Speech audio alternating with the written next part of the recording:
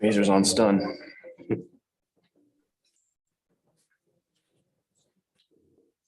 Oh, that's kind of weird. That's, yeah, this guy's amped a little bit.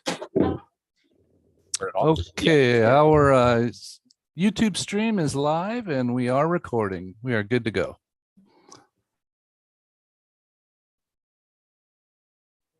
morning, good afternoon. Welcome to the 580th. See, got it now? There we go. So I'll say good afternoon. Welcome to the 580th board meeting of the Central Valley Regional Water Quality Control Board. I'm Mark Bradford, the new chair of the Central Valley Water Board, and we'll be talking more about that later. I will introduce the other board members in just a minute. We are slowly transitioning out of the COVID-19 emergency. This is a hybrid meeting where some folks will be attending in person here in Fresno, and some will be participating via video conference and teleconference. Thank you in advance for your patience as we make this transition. For people who want to listen or watch the meeting online, the board's customary webcast is available.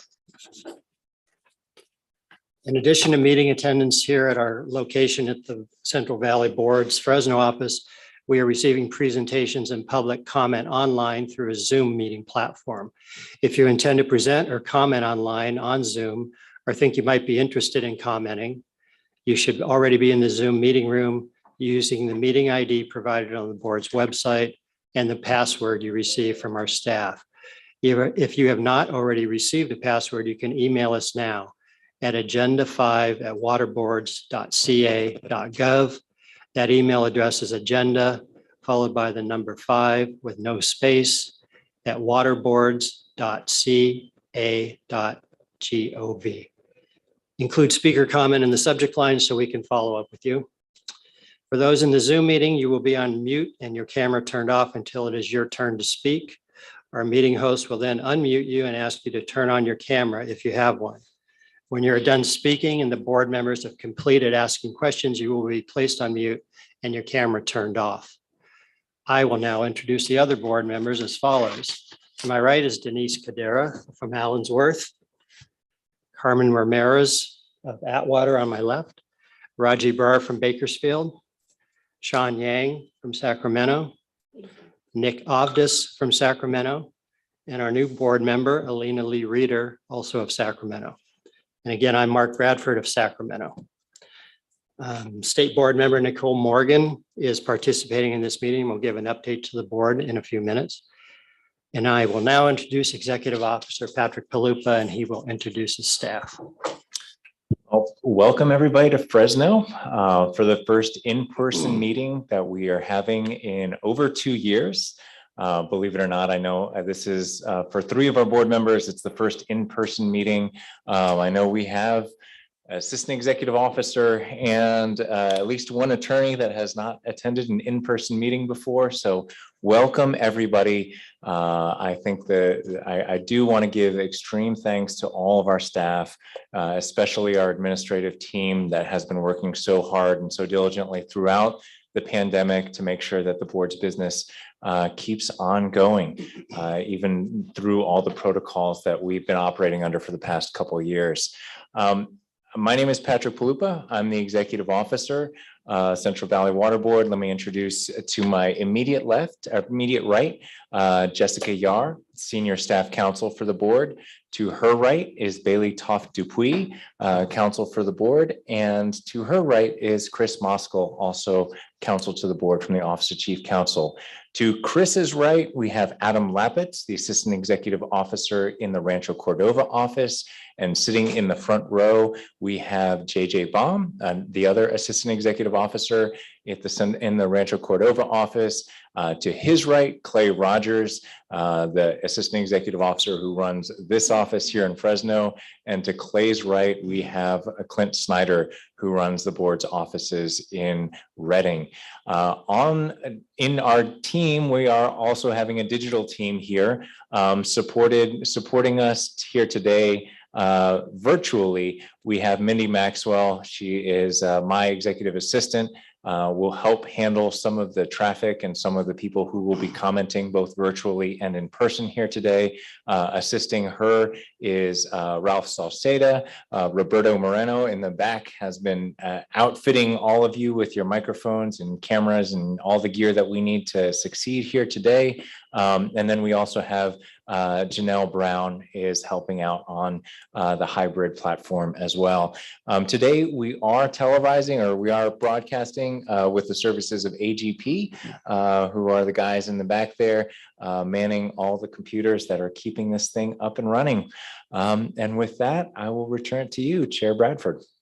Thank you, Patrick. And now it's time for the Pledge of Allegiance, and Carmen's going to lead us through that.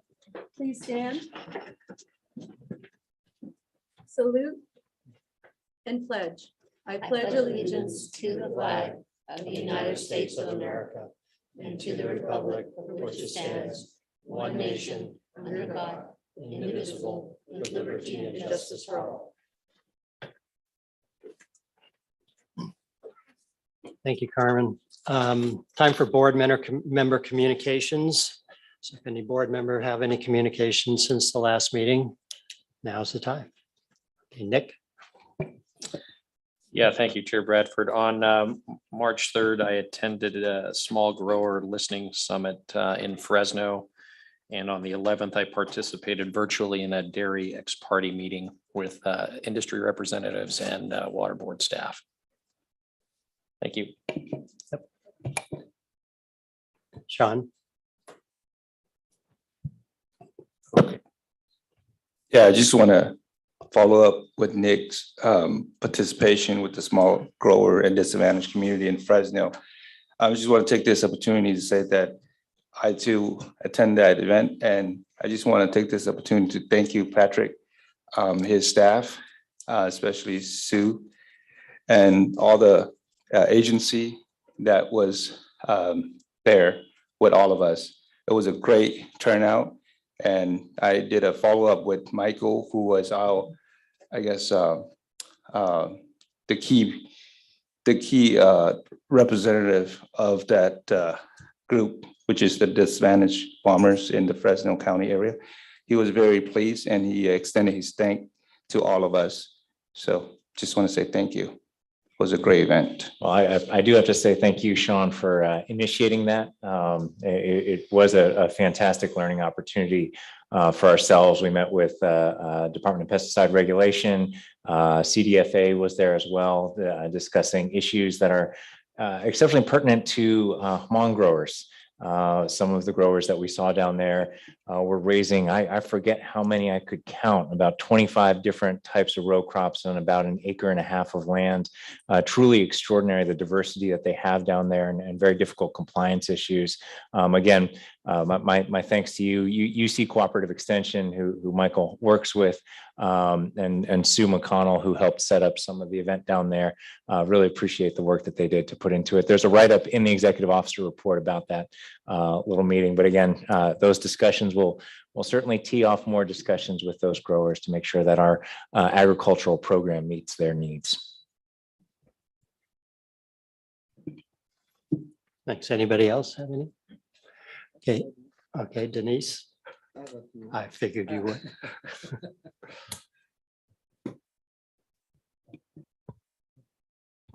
Okay. Good afternoon, everyone. And it is an exciting time just to see all of our board members, our new board member, and all of our staff and all of you. It's great to be in person again. I have participated in several sewer consolidation meetings, discussions that include identifying best approach to provide wastewater treatment to disadvantaged communities in the southwest part of Tulare County. We are also looking at the water systems and with the same approach. I've been working with Dr. Carl Longley, Vice Chair of the State Board, I always get her name wrong, I'm so sorry, Dadamo. And we're looking at conceptual at this point, where we're really hoping to move things forward and address the needs of the disadvantaged population. Funding is available, and we want to seize that opportunity to make sure there's safe drinking water and waste treatment facilities in the areas where it's needed. On March 31st, I participated in a panel discussion for the Water Hub of Climate Nexus. Discussion was on climate-driven issues facing the regional water board, as well as challenges and solutions specifically to the community of Allensworth. On April 13th, I participated in the environmental justice early action plan meetings. And I will say that the concern has been on outreach, but from that session, there was concerted effort by all of the management zones to improve the level of outreach. So it was a welcoming thing to see that happen. I also participated in the pre-agenda meeting for April 15th. The Allensworth community has been experiencing significant water problems. It occurred February 26th. We were without water for about 30 hours. I said without water for 30 hours. But we have gotten the situation corrected. It actually took some time. But on March 9th, while we were still in that water crisis, we had a water tour that was put together by Self-Help, Community Water Center, Clean Water Organization, and a number of environmental justice groups. We also had in attendance at that water tour, Carla Nemeth from the Department of Water Resources and some of her staff. We had Sean McGuire from the State Water Board that was in attendance. So they all got to witness the problems that we were experiencing, and it was quite an opportunity for them to be there at that time. We've also had State Senator Hurtado come into the community. I think she was there on March 29th to also witness the situation that we were going through. And, today I will say that we're still having a problem. There's a problem with our chlorination system. So we've had E. coli found in our water. So I'm saying all that to say that, communities like where I live, they're in need of assistance. And if the money is there, it should not trickle down. It should be immediately provided to them to provide the assistance. And also one other item I'd just like to mention is I've continued to express during my time on this board for the need to have a pool of staff, if you will, water operators, maintenance operators, administrative support, general managers, that when these disadvantaged communities, and there are many of them that are in similar situations, have problems with staffing, the water operator quits, somebody's sick, there's no replacement. But if there's a pool of services of that kind available, someone can immediately fill that void until someone is hired. So I'm still saying it because we're experiencing some of those things right now. And so that concludes my announcements or my board communication. Thank you very much. Thank you, Denise. I think maybe we have to take up that suggestion at a later board meeting. I think it's a great idea. As far as I go, I've been on a lot of phone calls. As chair, I knew there would be more. I don't think I knew there'd be this many, but they've all been very educational and I've learned a lot just listening in. I think as moving forward, we'll be able to do some of these things in person, and that'll even be more advantageous. So I attended, or I listened in, I should say, to the Northern California Water Association annual meeting back in March. A lot of discussion at that meeting regarding the rice fields and the levees. So fish, rice, and birds were kind of the theme of that meeting. And there's been a couple of chairs calls that happen each month that I've attended. I also attended a couple of calls related to CV salts. I sat in on the executive committee meeting on the 17th, and on the 7th, there was a meeting. I'm not sure quite why the title was Salty 5, but that was the title of the meeting. And again, it was about CV salts and some of the challenges that face us moving forward. A couple of briefings I've had on forest activities and stormwater. And then I've had an update on Altamont and Mule Creek. So that's about it for me. And if there aren't any more that I missed here, I think we can move on to Nicole Martin, who's going to present an update from the State Water Board.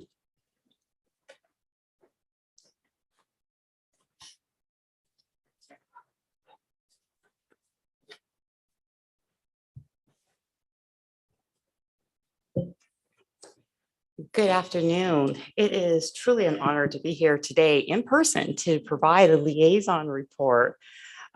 So before I start, I just want to, say, thank you to all of you for your continued involvement.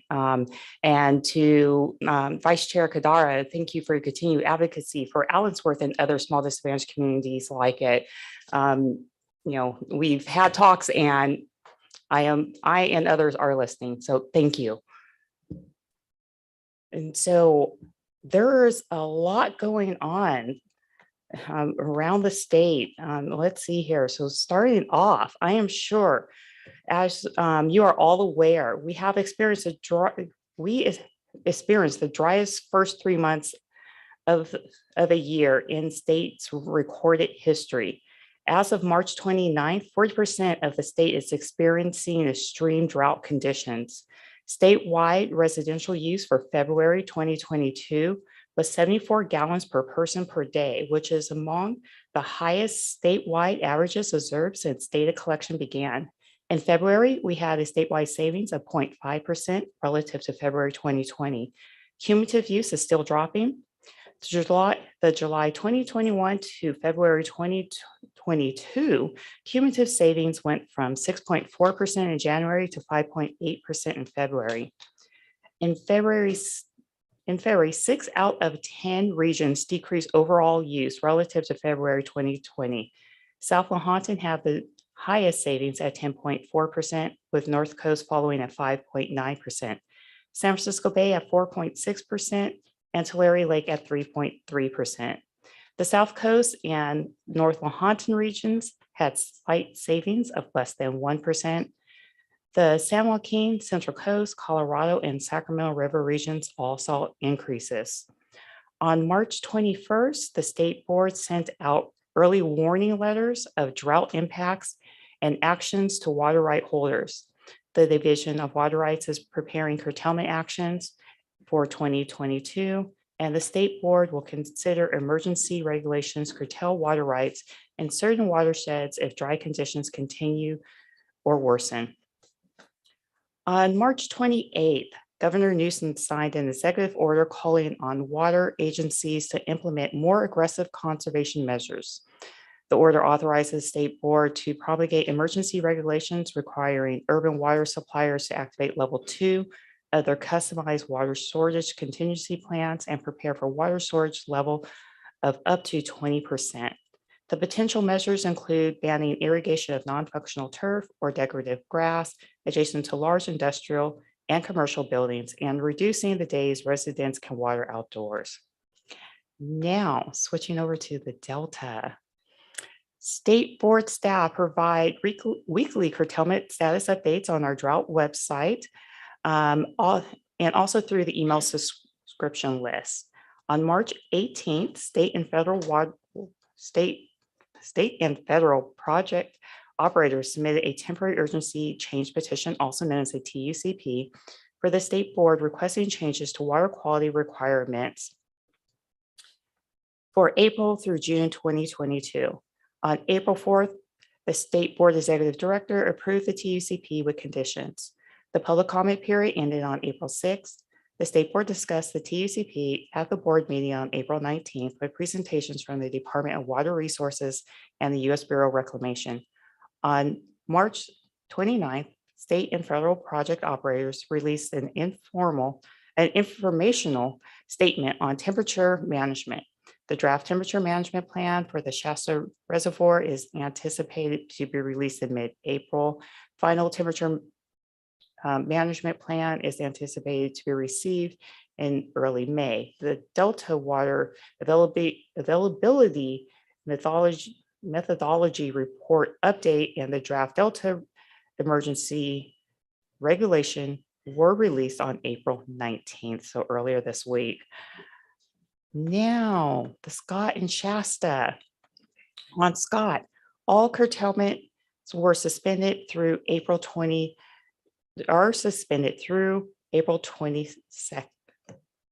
tomorrow. On Shasta, curtailments were reinstated on March 15th. Most junior water Diverters must cease diversions contingent on flow requirements being met and must work with the water master.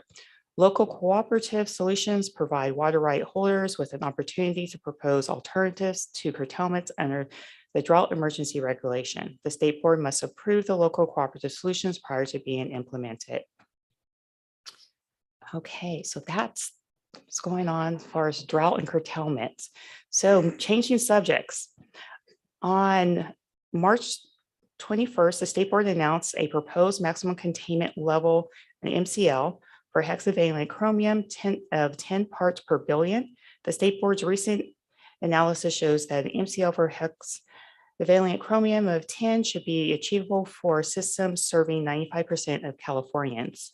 On April 5th and 7th, staff hosted public workshops to present proposed administrative draft MCL and heard public comment. Public comment period ends on April 29th, next week. Depending on the size of the system, the proposed implementation period ranges from 2 to 4 years. The new MCL is expected to go into effect early 2024 if adopted by the board. The construction stormwater general permit, which regulates stormwater discharges associated with construction activities serving 1 or more acres. The state board adopted the existing permit in 2009. I know you guys have a lot covered by that permit and a great group that works on it, it expired on September 2nd, 2014, and has been administratively extended until the effective date of the reissued permit. On March 30th, the state board released a proposed statewide construction general permit reissuance. Staff held a public workshop to discuss the revisions on April 12th, and a board workshop was held on April 19th.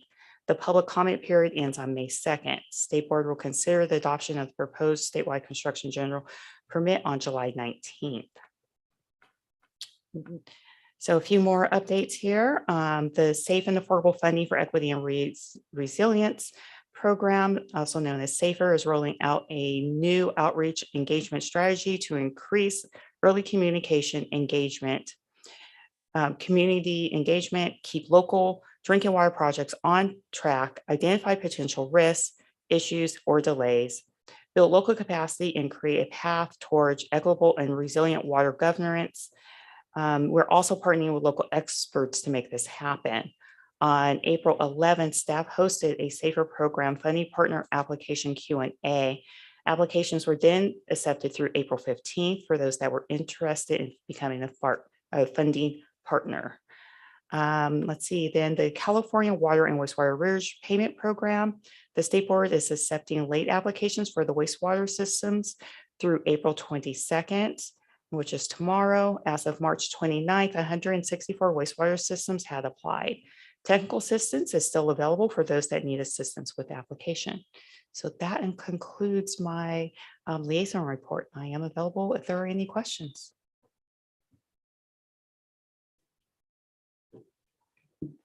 Any questions? Sounds like you're keeping pretty busy, Nicole. Yeah, looks like Sean. I have no questions, but just curious if we could get that note. All the stuff that you provided, there's a lot of great information. I would love to have it. So if you could email or any other form, we'd love to have that. Thank you. Of course. Thank you for your. I just want to say that this is a very comprehensive report. There are lots of things that you discussed that I know a little bit about. So getting updates like this are really helpful. So it was excellent. Thank you. Thank you, Board Member Ramirez. Yeah, thank you, Nicole. Thank you, Nicole. And for any of our new board members, Nicole was a staffer here at the Central Valley Water Board, and we are still reaping the dividends of her work at the board. Nicole, you'll be happy to know that our municipal general order is up for readoption today, which is really instrumental in helping us keep on top of our federal commitments. So still going strong with some of the ideas that you worked on here at the board. So thank you so much for your report today. Okay, moving on, we're up to agenda item 4, which is the public forum. Mindy, has anyone submitted a request to speak on any topic which is not on the agenda today? Yes, Chair Bradford, can you hear me okay? Yes, we can hear you. Okay. We have 3 commenters. They all indicate they're in person. The first is April Primo representing herself. Next is Joanne Kipps, Food Processing WDRs, and then Kim Burns representing E&J Gallo Winery. Okay, thank you. So April Primo, I think would be first. Is she here today? I don't see her in the room. So moving on, unless she's online, I don't know if she's on the Zoom call. I do not see her online. Okay. I'm sorry, who was the second speaker? The second speaker is Joanne Kipps. Okay, Joanne.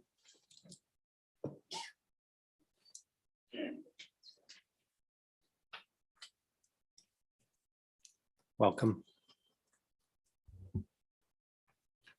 Good afternoon, Mr. Chair, members of the board, Mr. Palupa, staff. My name is Joanne Kipps. I live in the city of Fresno, and I'm a civil engineer. Can you hear me okay? Yes. In 2010, I retired from the state after 21 years of service, including 13 years with this board in this office. When I began working for the board, management was supportive of staff's efforts to try to improve how the board regulates the land discharges of food processing and winery waste. In 2006 and 2005, staff briefed the board about the apparent widespread groundwater degradation associated with these discharges.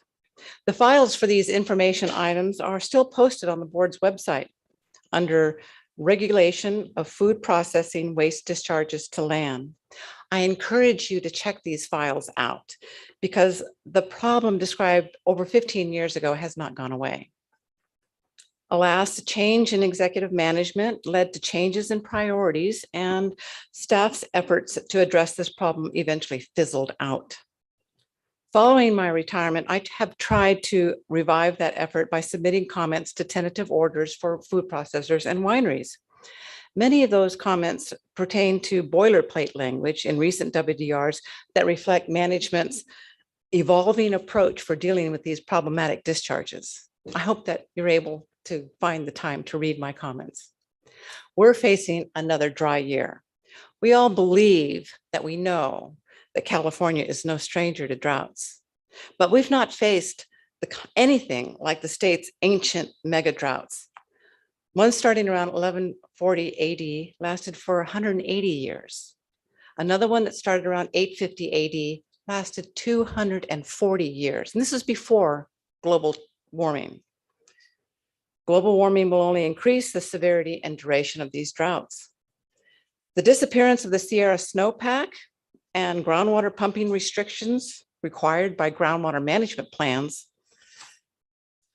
will cause agriculture in the Central Valley to cease as we now know it. Solar farms, groundwater recharge basins, and urban sprawl will replace cropland. Groundwater will need to be increasingly tapped for domestic and municipal use, which is why the board must protect groundwater now. You, board members, have the authority and the responsibility to do this. When asked to adopt orders for discharges that have already adversely impacted groundwater, you can demand that these orders prohibit additional impacts. When organic overloading is an issue, you can prescribe effluent limitations for BOD and settleable solids that reflect primary treatment at a minimum. This doesn't require a new law or policy or regulation. You have the authority to do this now. Use it or lose this resource forever. It's your call. Thank you for your time. Any questions? I just thank you for your comments. Yeah, thank you. And Thank we you will very try much. to locate that report.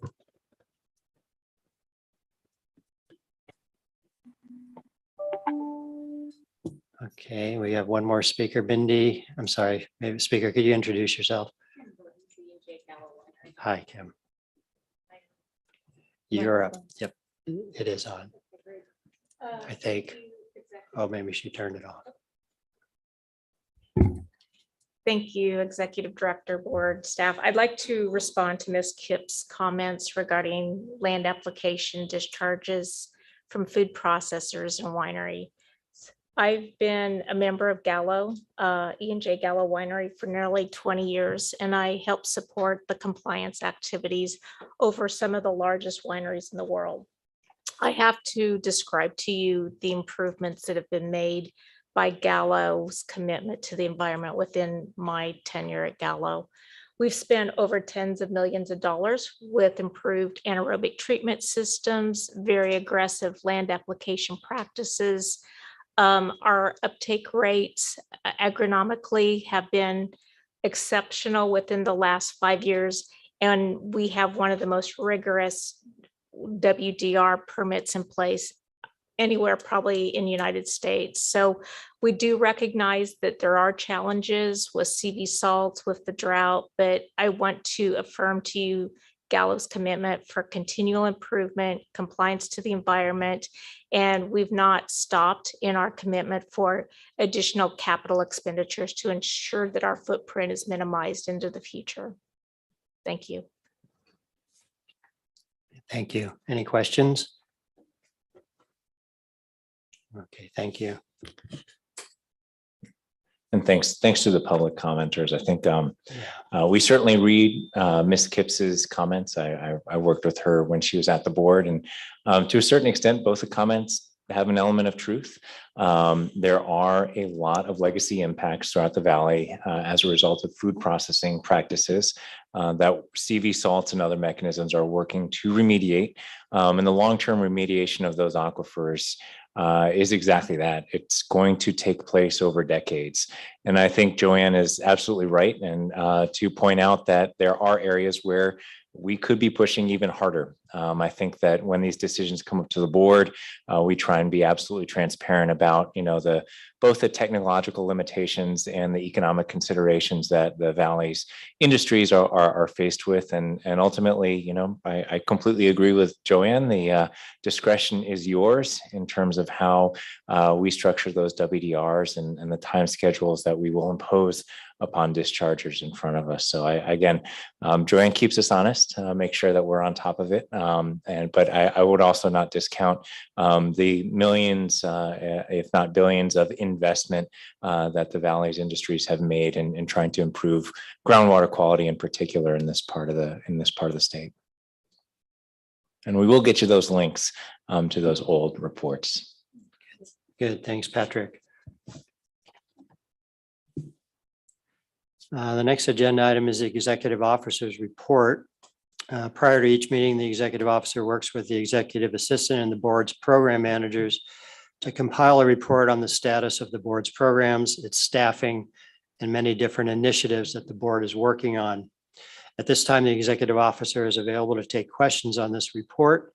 Since we have a new board member today, perhaps we can also discuss whether there are changes to the board's work groups that can be made to accommodate Ms. Lee Reeder's participation in one or more work groups. I do believe some of that's already transpired. So Patrick.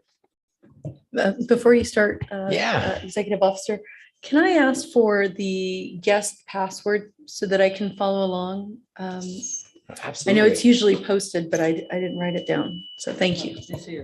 Oh, here we go. Got it. Umberto's on top of it as usual. So for starters, we had a discussion at the last board meeting, the last virtual board meeting, about the assignment of board members to a variety of work groups, some of which are more active than others. And as Ms. Lee Reeder was coming aboard, she expressed interest in a couple of those work groups. My suggestion would be, at a minimum, as we kind of work to kind of integrate her into the board practices and see how she can participate to the maximum extent we can ask of her. We know all of you are volunteers, so most of this work is extracurricular. But one of the proposals I know, Ms. Lee Reader, that you put forward was to work on some drinking water issues, in particular the early action plan SB 1215 issues. I talked briefly with Raji, or communicated briefly with Raji, and Raji said she's willing to kind of step back from that role and to allow Ms. Lee Reader to join Ms. Kadara on the panels that will be working on those particular issues. And so that's for starters, and we will be throwing even more opportunities for participation to all board members and briefings and things like that. But that'd be my proposal, at least to the board right now, that we memorialize that and make that change. And as you kind of work on new issues, we can always create new work groups and move things around to make sure that your interests as board members are ably met by staff, and you can get out into the field and do things and see the issues that are most pertinent to our regulatory programs.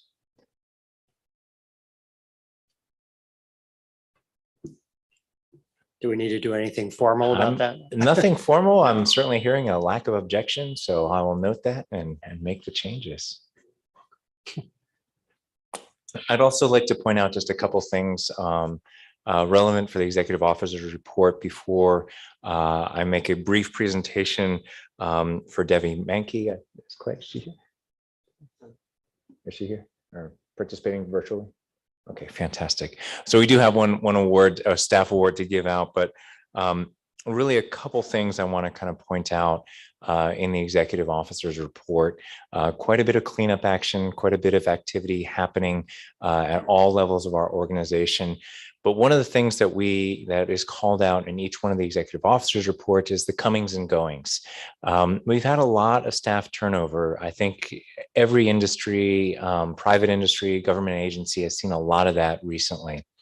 So one of the biggest things that we've been working on as an administrative team, as an executive team, is making sure that we have the tools in place for succession plans for our various programs. In the past, I'd say 2 years since the pandemic started, we've had about a third of our program managers change over. It's been a great learning experience for a lot of staff elevated into those positions. And I just want to recognize all of those new roles that people have taken on, the new promotions and things of that nature. Even here today, just briefly before this board meeting, Alex Olson was promoted to the program manager for the oil and gas, and Dale Harvey has now taken over as program manager for the dairy unit. And there was also multiple shifts happening within the cleanup and UST programs in our Rancho Cordova office. So quite a lot of movement. And that was kind of at the same time that we are making plans for return to the office. We still have largely vacant offices right now. There is quite a bit that we need to put in place before we have staff coming back into place. As you may or may not know, we've got about 5 unions representing various sectors of the office. All of those have been in discussions with the Department of General Services, with State Board, with Cal EPA, working out a robust policy to how many days staff are expected to be in the office, what their roles are when they expect to be in the office, even things like reconfiguring the office for hybrid workplace rules and things like that, all stuff that has been very much up in the air and that we are planning for long term. Didn't think we'd be here 3 years ago, but here we are, and a lot of the rules have changed, a lot of employee expectations have changed. And so there's been a huge amount of conversations about these topics, about how to meet the needs of our staff now that, they've really changed quite profoundly over the last couple of years, while still maintaining our focus on the board's mission. So that's reflected in the comings and goings that you see in the executive officer report, in addition to all the other things that we have going on. And so if there isn't any other questions, I'll proceed to the awards. So Patrick, could you let the board understand when will people be back and how many days a week or roughly? That is in final consultation with Okay. the unions right now. So I believe we have a telework plan, and by we, the State Water Board has a telework plan that they have finalized and are sharing with the unions right now. It's in the union conference plan. As soon as that gets finalized, we will be kind of releasing it to staff and starting to work on updated telework agreements and kind of the flurry of paperwork that goes with any new state policy affecting our employees. What has been telegraphed by State Water Board without kind of putting into writing just yet is that the expectation is at least 2 days in the office for just about all the employees, water boards wide. And as far as Cal EPA is concerned, it looks like those rules will likely take effect at the beginning of July. So there will be a bit of a break-in period where people can kind of be reaccustomed to their offices and new docking stations, new monitors, all the kind of things that go along with moving our workforce back into the office, at least part-time, are up and running. I will say we are very lucky to have the IT staff that we have. In addition to putting on these meetings, they virtually converted all of the nearly 3,000 Cal EPA staff from a variety of old workstations to laptops and really pioneered the use of virtual office technology to allow virtual workspaces and shared folders and things like that to be used throughout Cal EPA, all of the what we call BDOs, the boards, departments, and organizations of Cal EPA. So that includes the state and regional boards as well. Just a lot of work happening there. Looks like that's going to kick in sometime this summer with a tentative date, I think, of July 1, but it's always subject to change. Of course, yeah. All right, thank you.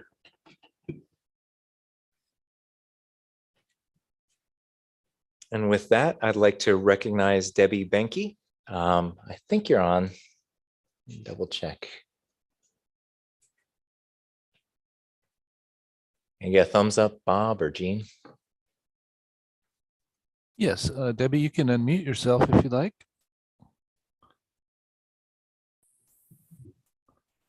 And you are unmuted. Hello. All right, fantastic.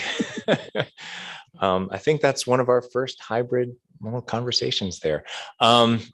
So the Central Valley Water Board's Reading Office Management Team is pleased to select Debbie Benke for the Superior Accomplishment Award. Debbie is a seasonal clerk in the Reading office and is being recognized for her outstanding work performance. Debbie joined the Central Valley Water Board in May of 2017 and works closely with the Stormwater and Water Quality Certification Unit. Debbie does an excellent job at juggling multiple tasks and various demands placed upon her time. Her work is well organized and accurate. She's extremely efficient and dependable and gives 100% to the job. Ambitious and quick to learn, Debbie is always willing and eager to take on new challenges and tasks. Over the past 5 years, she has gained in-depth knowledge of the program and has developed standard operating procedures for the tasks that she performs. Self-taught, Debbie is extremely knowledgeable in creating ADA compliant documents and provides assistance not only to Reading staff, but to other offices as well. To ensure that program performance measures are being met, she maintains a tracking spreadsheet for water quality certification applications and permits. Among many other tasks, she does an outstanding job at regularly updating Access and CWIX databases, drafting CEQA comment letters, posting CEQA documents on the State Clearinghouse website, and providing administrative support to the unit and to other staff. Her knowledge is quite impressive, despite not having a science background. Debbie's positive attitude, willingness to help others, and vast knowledge are greatly valued. She is most deserving of the recognition for her work and her contributions to the Central Valley Water Board, and we are grateful that she's part of the team.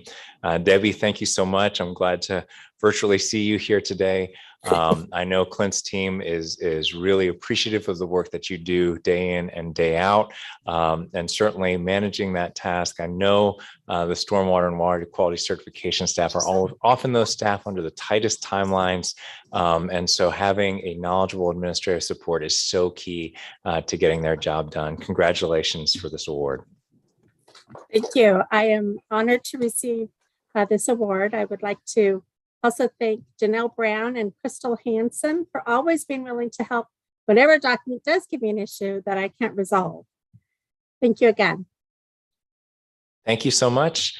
I think we'll start taking pictures probably the next board meeting, but I really want to congratulate you, Debbie. Hope you're having a good one. They're up there in Reading. Thank you. All right. Next up, Clay. Yeah, come on up.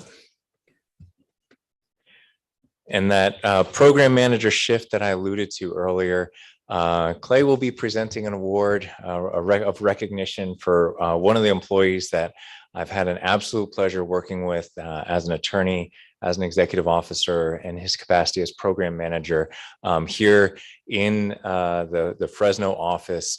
Truly a tough day when he left the program. A wealth of knowledge about dairies, water quality issues up and down the state. But I'll let Clay give the proclamation and recognition for Doug Pattison. Good to see you. You too.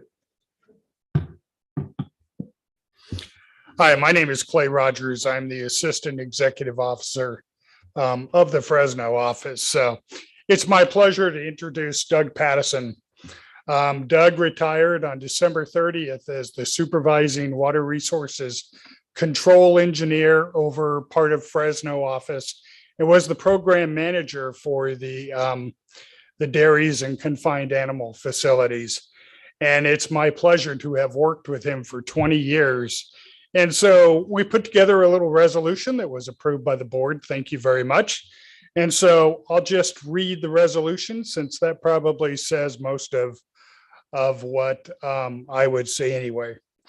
Doug Pattison came to work at the Fresno office of the Central Valley Water Board on 22nd February 1993 as an associate engineer following his graduation as a civil engineer from California State University, Fresno. Doug retired from the board on 30 December after almost 29 years. Doug was one of the few remaining employees, along with me, from when the Fresno office was located at the intersection of Ashland and Millbrook Avenues in central Fresno. Whereas Doug began his regional board service working for Shelton Gray, one of our continuing senior geologists in the office in the underground storage tank program, excuse me. Doug was promoted to Senior Water Resources Control Engineer in December of 1999. His unit oversaw the Non-15, the WDR program, NPDS, and stormwater programs in the southern part of the San Joaquin Valley. Doug was promoted to Supervising Water Resources Control Engineer in March of 2010 and oversaw the irrigated lands, dairies, and Title 27, along with the oil field programs in the Fresno office. He also became the dairy program manager, and during the following years with his leadership, successfully oversaw the evolution of the program into what should now be known as the Dairy, Feedlot, and Poultry program. Doug was involved in major changes in the oil field program and was instrumental in helping usher in changes that came with the exponential growth of the program. His involvement in the oil field program continued until 3 separate oil field units were added for the board and a third supervising position was established in the Fresno office. Whereas Doug spent 29 years with the Central Valley Water Board, where his high quality work and outstanding leadership have become a model for success in the Fresno office. He was highly respected for his work ethic, fairness, and dealing with employees and stakeholders. His lack of excitability and his act will be extremely difficult to follow. And I just want to say from the bottom of my heart, thank you, Doug, for all your work. I appreciate it very much. It made my job much, much easier. And thank you. Thank you very much.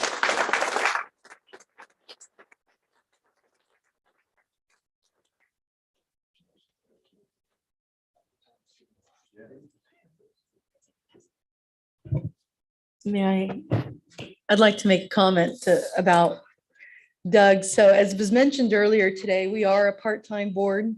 So our specialization is not in the daily activities that the water board does. And as a part-time member, we rely heavily on staff. And Doug was one of those staff members that was reliable, honest. I could rely and trust the information that he gave me. I knew that he was fair with the dischargers. And it really is, it's great to see you, and it's a loss that we won't see you again in your professional capacity. But thank you for your time, and thank you for making our job easier by being so good at your job. So congratulations, enjoy your time. And I guess congratulations again. I'll just add, you look too young to retire. Must be your lack of an excitable nature, Yeah. even keel. Congratulations. Certainly a calm captain in the storm. No, I really appreciate Doug and the work that he's done at the board. That just about concludes my comments on the executive officer report. One more thing I would like to add, however, in the months to come, we will be working even more diligently on racial equity work here at the Central Valley Water Board. It's work that has been handed off, kind of the baton has been handed off from the State Water Board after they adopted their racial equity resolution to the regional boards. And I'm very grateful to have a number of staff who have signed up for that effort. We're going to solicit some more staff input.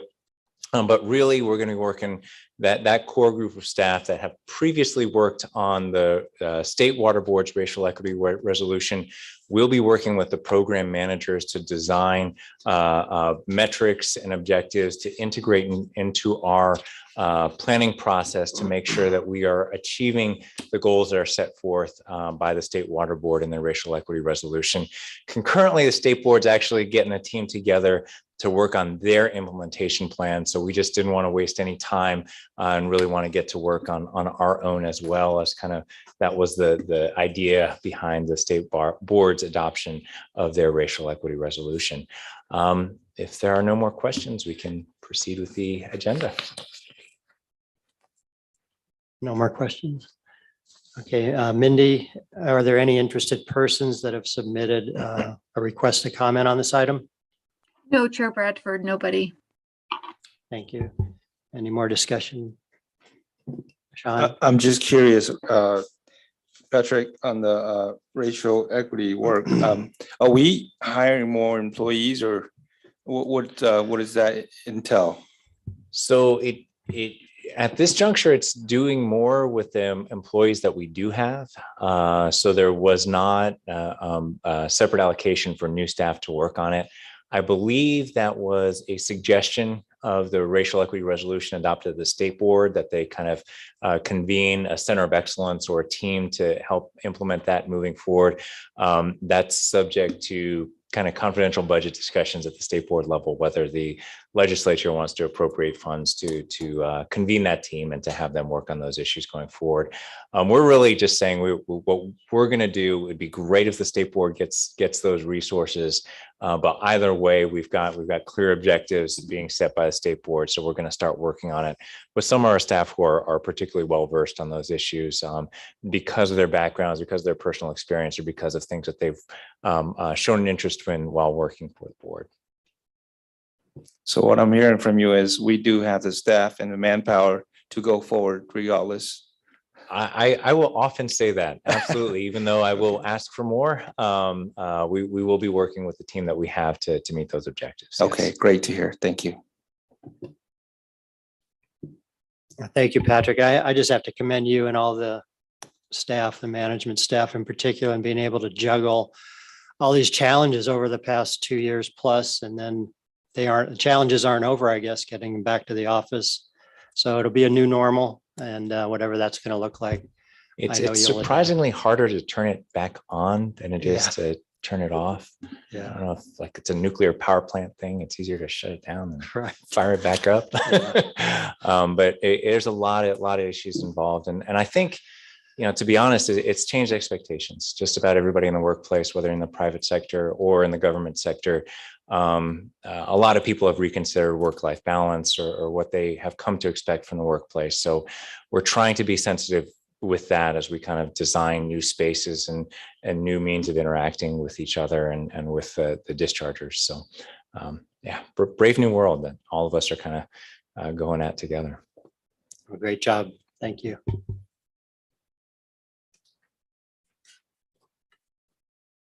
So we had an agenda item 6 to consider the minutes from the prior board meeting, but we are going to discuss that in the future. So moving on to agenda item 7, which is the uncontested calendar. This is a time and place for a public hearing to consider the uncontested items listed on the agenda as items 10 through 13. Mindy, has anybody submitted a request to comment on any of the uncontested items? No, Chair Bradford, there are none. Okay, then I will close the hearing and ask for a motion to adopt the uncontested calendar as written. Move to approve the uncontested agenda items as presented. I'll second that. Okay, moved by Carmen and seconded by Raji. Mindy, could you take a roll call? Board Member Lee Reader, Aye. Board Member Brar, Yes. Board Member Ramirez, Yes. Board Member Yang. Aye. Board Member Abdus, Yes. Vice Chair Kadara, Yes. and Chair Bradford. Yes. So that's adopted. So moving on, we're burning right through this today. Agenda item 8 is CV salt enforcement priorities. At this time, the board will hear a discussion of how the Central Valley Water Board may shift resources toward enforcing permittees' failure to comply with notices issued to them under the board's nitrate and salt control programs. This is an information item only and no action will be taken, although the board may ask questions and provide direction to staff. After the staff presentation, interested persons will be allowed 3 minutes each to address the board. And we will now hear the staff presentation.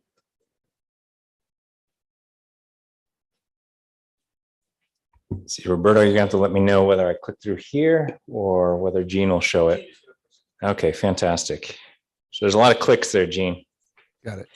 Just warning. All right. So we do have the presentation up. So good afternoon. We got through a bunch of items very quickly. This is a very key issue that I want to give you a briefing on. It is not just a discussion of the enforcement efforts that we will have underway consistent with CV salts. Gotcha. Thank you. But so for new board members in particular, I want to give a little bit of a background as to what we're doing with CV salts, where it was, where it is now, and where it plans to be. Next slide. So for starters, CV salts is a massive regulatory program that the board undertook, probably one of the biggest things that this board has done in decades. And the reason we're talking about CV salts enforcement here today is because the CV salts basin planning effort resulted in compliance options for permittees that can't comply with existing regulations. Nitrate and salt control programs were developed to allow a pathway to compliance for dischargers throughout our valley, in particular in the agricultural, dairy, food processors, and POTW sectors, as well as a lot of municipalities having their septic systems and other dischargers. But ultimately, what we're trying to do here is to, where possible, restore water quality within the surface and groundwater of the Central Valley, and to meet our long-term objectives under the human right to water for safe, clean, and affordable drinking water for every human being in the Central Valley.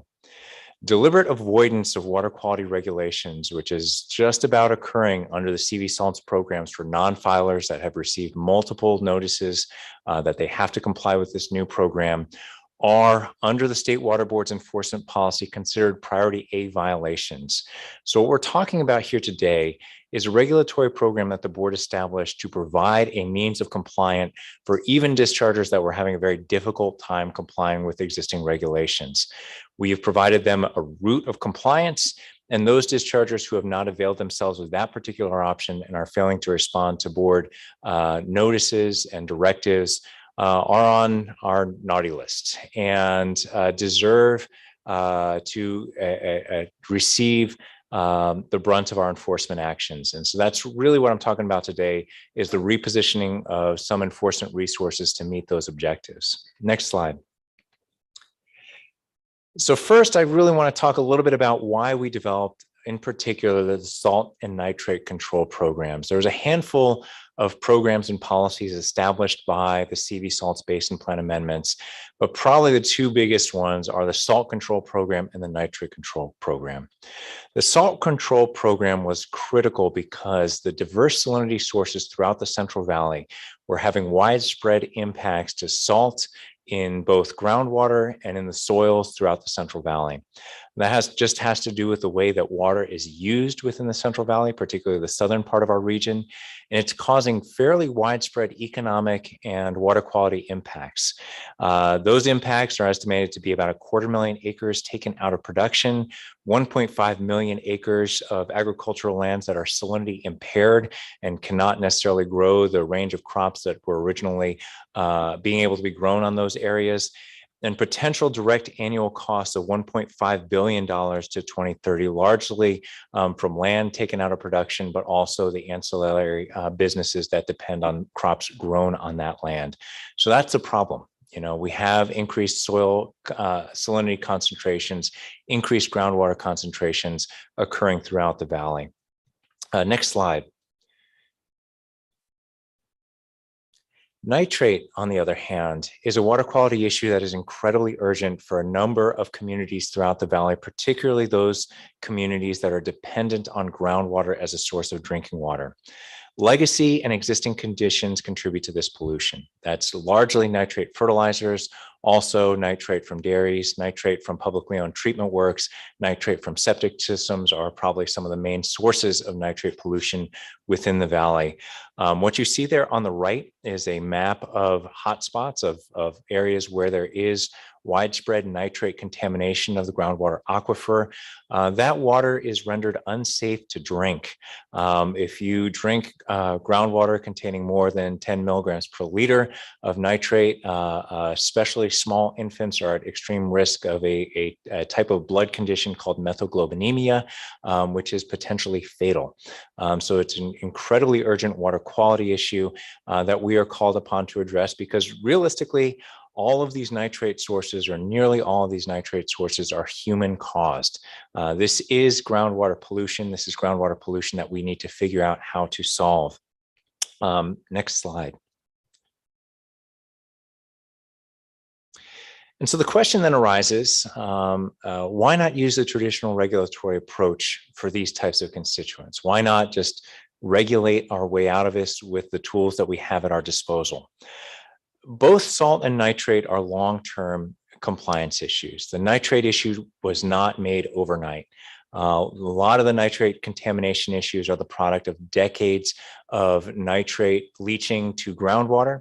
And similarly, the salinity problems in the valley are the product of many decades of water use practices within the Central Valley. So we can't just apply very stringent water quality limitations to shut off the sources of nitrogen and shut off the sources of salinity. It is not amenable to those type of solutions. It would have huge impacts on the very industries that vulnerable communities rely upon within the valley, and would have huge economic impacts, not to mention that it would result in negative impacts to an agricultural community that really raises a lot of the food crops for the entire country. And lastly, an individual permit by permit approach actually wouldn't work. There's studies commissioned as part of CV Salts that said that even if you shut down sources of nitrogen, even if you shut down sources of salinity within the valley by forcing businesses to go out of business, the aquifers would not just rebound overnight. In some cases, it would take 50, 60, 70 years for drinking water to meet water quality objectives in those aquifers. We want to be able to build a program that meets the needs of the people that are dependent on drinking water today while we work on those long-term solutions. Next slide.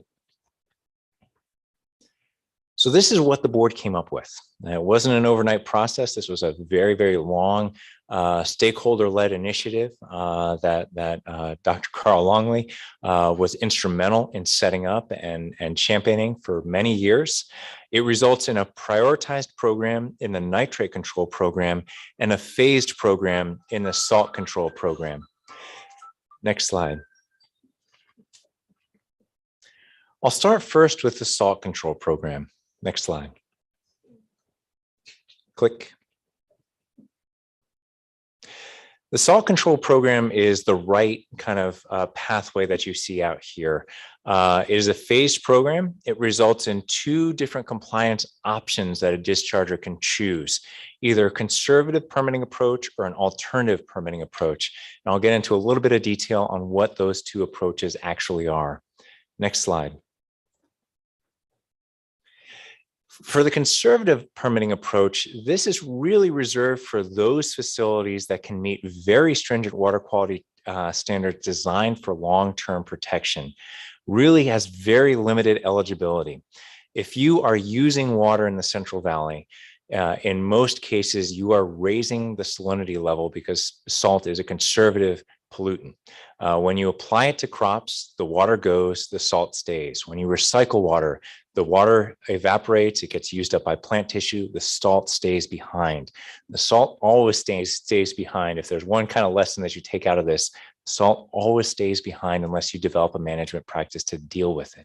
So the more you recycle water, the more you use water more efficiently, the higher those salinity concentrations are going to go. So it's a bit of one of those problems where, you know, more recycling, more water quality work can lead to higher salinity concentrations that can result in impacts to agricultural supply and domestic supply. So most dischargers can't meet that. If you're running a publicly owned treatment plant, you probably can't meet that. If you're running agricultural land, you recycle water a few times, you apply that water to crops, you can't meet that salinity standard. So what's left? Well, we provide an alternative permitting approach that relies on salinity minimization. So Patrick, so you told us who can't do conservative permitting approach, but what kind of entities would be able to use that? There are a few entities that can. I think we spell some of those out on the next slide, but say like there are some stormwater, a lot of the stormwater projects, they don't add salinity. They're kind of viewed as a net positive. There are a lot of facilities where you have a lot of very, very high quality source water and you're not doing much to it, where you'll meet those water quality standards. So as long as you're not kind of intensively using water, you can meet them. But most of the water here especially in the southern part of our region, is not spoken for once, it's spoken for twice, it's spoken for 3 times, 4 times. And so when you continue to use that water, that salinity concentration will go up. So most of the treatment plants, most of those facilities, they can't meet those objectives. There are a few that can, you know, but it's a very, very limited number. So as part of the alternative permitting approach, what we're asking them to do is fund a long-term study. And we're talking about a bit over $1 million per year for 10 years to fund this study. It's jointly funded by thousands of dischargers throughout the Valley to really develop a long-term program of where can we make improvements? Where can the salt go? Where will the salt sinks be? And how do we make essentially land use decisions? If you're a discharger, how do we make treatment decisions? How do we make recycled water decisions intelligently with the goal of long-term sustainability? So that's what that study does. And then you also, for many dischargers, you have performance-based limits to control degradation. So if you're running a treatment plant, or if you're operating food processing facility, maybe you look at cleaning agents that are relatively low in salinity. Maybe you look for alternative sources than kind of water conditioning processes that use a lot of salt. There are different technologies that you can employ. So those will be put in place where those technology solutions are available today to kind of minimize salinity inputs. And feel free to interrupt anytime if you have any questions. Next slide. So phase one is this P&O study. Notices to comply, essentially, hey, you gotta listen to this program. We're changing your permit. We're making new requirements. Were sent out in January of 2021, and a response called a notice of intent was due July 15th of 2021. And this applies to all permitted dischargers of salt in the Central Valley. So that is a heck of a lot of dischargers. It's a major effort to get these notices out, and it's a major effort to collect the information that we need to see whether they're getting this information back, whether we're getting this information back. Next slide. So here's the timeline, and Gene, be prepared to click a whole bunch. First click. So this CV Salt stakeholder-led effort was initiated back in 2006. Next click.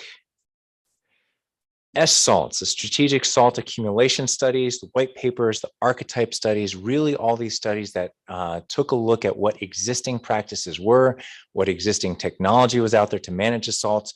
Those were commissioned and funded from 2007 through 2016, funded by a mix of state money and a lot of money put in by dischargers. Next slide. The Salt and Nutrient Management Plan came a little over 10 years after that stakeholder-led effort was first initiated. Click. And that resulted in draft amendments. The CV Salts Basin Plan amendments, the regulatory changes that we're talking about today were built off of that Salt and Nutrient Management Plan. Click. The programs came in front of the board and were adopted as Basin Plan amendments in May of 2018. Click. Went to State Board in October of 2019 and cleared the final regulatory hurdle at the state level of Office of Administrative Law in January of 2020. Click one more time. US EPA approval, which is necessary for any water quality standard action that affects surface water, was approved in November of 2020. Click. And that resulted in the notices to comply being sent out in January of 2021. Click. Notice of intents were then due a number of months after that. Click again. Here we are now in the phase one study where everybody is supposed to have responded to the board and is supposed to be pursuing one of those regulatory options. Next click. Now for the nitrate control program. Click. One more. And this is the other half of the CV Salts Basin Plan amendments. It's a prioritized program that results in an individual permitting approach, a Path A, and a management zone permitting approach, a Path B. Next slide. Now, the nitrate control program, in contrast to the salt control program, focuses instead on a subset of the valley. These notices were not sent throughout the valley. They were sent to specific areas where the nitrate problem was the worst. We don't have a whole lot of nitrate problems in the northern part of our valley, and the nitrate problems in the southern part of our valley, they're not evenly spread out. They're focused in a few areas, and it's those areas that receive the notices first. Next slide. Now, here's what the nitrate control program does in practice. This is where the kind of new innovative approach comes in. Under a traditional regulatory approach, dischargers were not able to meet water quality objectives with current technologies. There still needs to be advancement in the agricultural sector to meet water quality objectives. Dairies need to find new ways of managing their waste to meet water quality objectives to protect drinking water. Septic systems need to be consolidated, need more advanced treatment. Publicly owned treatment works potentially need nitrification, denitrification technologies built into their treatment trains. And the board had limited discretion on how to stagger those out, how to stage those. Under the nitrate control program, there's a 35-year time frame, and that can help dischargers work together and achieve those goals collectively as opposed to individually. There's no approved option for those collective solutions under a traditional regulatory approach, but the management zone approach, which was one of the innovative components of CV salts, allows the pooling of resources and the collective meeting of those objectives. And lastly, there's no solution spelled out for impacted water users aside from individually issuing compliance orders under Water Code Section 13304 under the traditional regulatory option. Under the nitrate control program, that is an expectation. If you plan on utilizing that 35-year timeframe to develop your solution, you also have to take a survey of those communities that may be impacted by nitrate discharges in your backyard and provide them with replacement drinking water if you test their facility and you find out that that household, that community is drinking nitrate impacted water. Next slide. Click one more time. And so I'll go in real quick detail about the management zone permitting approach. One more click. Now, the management zone permitting approach, this is Path B under the nitrate control program, shared responsibility for nitrate pollution control implementation. There's an exception for the nitrate standard. So basically that allows you to do your work over that 35-year time frame. You must provide safe drinking water to affected communities and residents to qualify for that exception. It does not come free. And these management zones will be enforced through discharge permit provisions, which we are developing right now. Next slide. And here's a time frame for the prioritized nitrate control program. Notice to comply center letters were sent out May of 2022. The priority management zone, that should read earlier, priority management zone and early action plans were due March of 2021. And the notices of intent had to come back from the dischargers by May 7th of 2021. That was also a very auspicious day in that the early action plans also had to begin implementation on that date. So communities had to start getting replacement drinking water as of May 7th, 2021. There's been a lot of outreach to permittees in those priority one areas, CV salts webinars, fact sheets, and the website. And we're not talking about outreach to communities here. We're talking about outreach to permittees, letting them know that you have to be doing this outreach. You have to be complying with this new program. We had industry-specific webinars and meetings. The Salinity Coalition itself was instrumental in putting a lot of those together. They were very well attended. We had specific webinars for POTWs, concentrated animal facilities, irrigated lands regulatory program, and then a lot of outreach being done by the individual management plans that coalesced and met with the folks within their areas that need to meet these new regulations. Next slide. Bunch more clicking. Nitrate was a relatively late comer to this basin plan amendment. It came aboard 6 years after the program was initiated. The program was originally conceived of as a salt control program, but during the drought period, not the current drought, although it arguably is still the current drought, but around 2010, 2011, 2012, nitrate really emerged into the board's purview as the biggest water quality issue that we needed to tackle. So that was added to the CV Salts Nitrate Control Program in 2012. Click. Similar to the salt control program, there was a period of study and policy development through 2012 through 2016. That resulted in some of the studies that showed that even if you shut down irrigated agriculture, if you shut down the dairies, that groundwater would not be drinkable for decades in many areas. Next slide. That also was built into the salt nutrient management plan that was sent to the board in 2017. Click. Draft basin plan amendments in 2017, just like the salt control program. Click. To the board in 2018. Click. 2019 state board approval. Click one more time. And unlike the salt control program, this is a groundwater specific program, so it did not need to go to US EPA. So we were able to get a head start and get those priority one notice to comply letters out in May of 2020. Next click. Management zone plans were coming back in March of 2021. So I essentially said, who's going to be in the management zones? What are their shapes going to look like? Next click. Notice of intent due May of 2021. Next click. That's where we are now. If you have not submitted your notice of intent and you've got those certified mail receipts coming in from the Regional Water Board, you are eligible for enforcement action from the board. Next click. And that is so key because the final management zone proposals are due in August of 2022. If you're not participating in this program, you are also not funding replacement drinking water. You are not working with your neighbors to meet the needs of the communities, and you are not working on nitrate solutions for your discharges. Next click. The management zone implementation plans would be due 2023, and last click. And then we're going to begin priority 2 implementation in those areas that are also nitrate impacted, but not nearly as heavily nitrate impacted as the priority 1 basins. Next slide. And I'll give you copies of this so you don't have to memorize any of these timeframes. So now we'll speak a little bit about compliance. Salt control program. Remember, this was sent out to virtually every permittee with some exceptions in the regional board's jurisdiction. 3,150 dischargers received these notices. 49 have chosen the conservative pathway. Again, those very few facilities that their discharge is of very, very high quality water. 2,736 have met the alternative compliance pathway, which means we are exceeding those very stringent salinity thresholds, and we're going to be cutting checks to the folks doing the prioritization optimization study.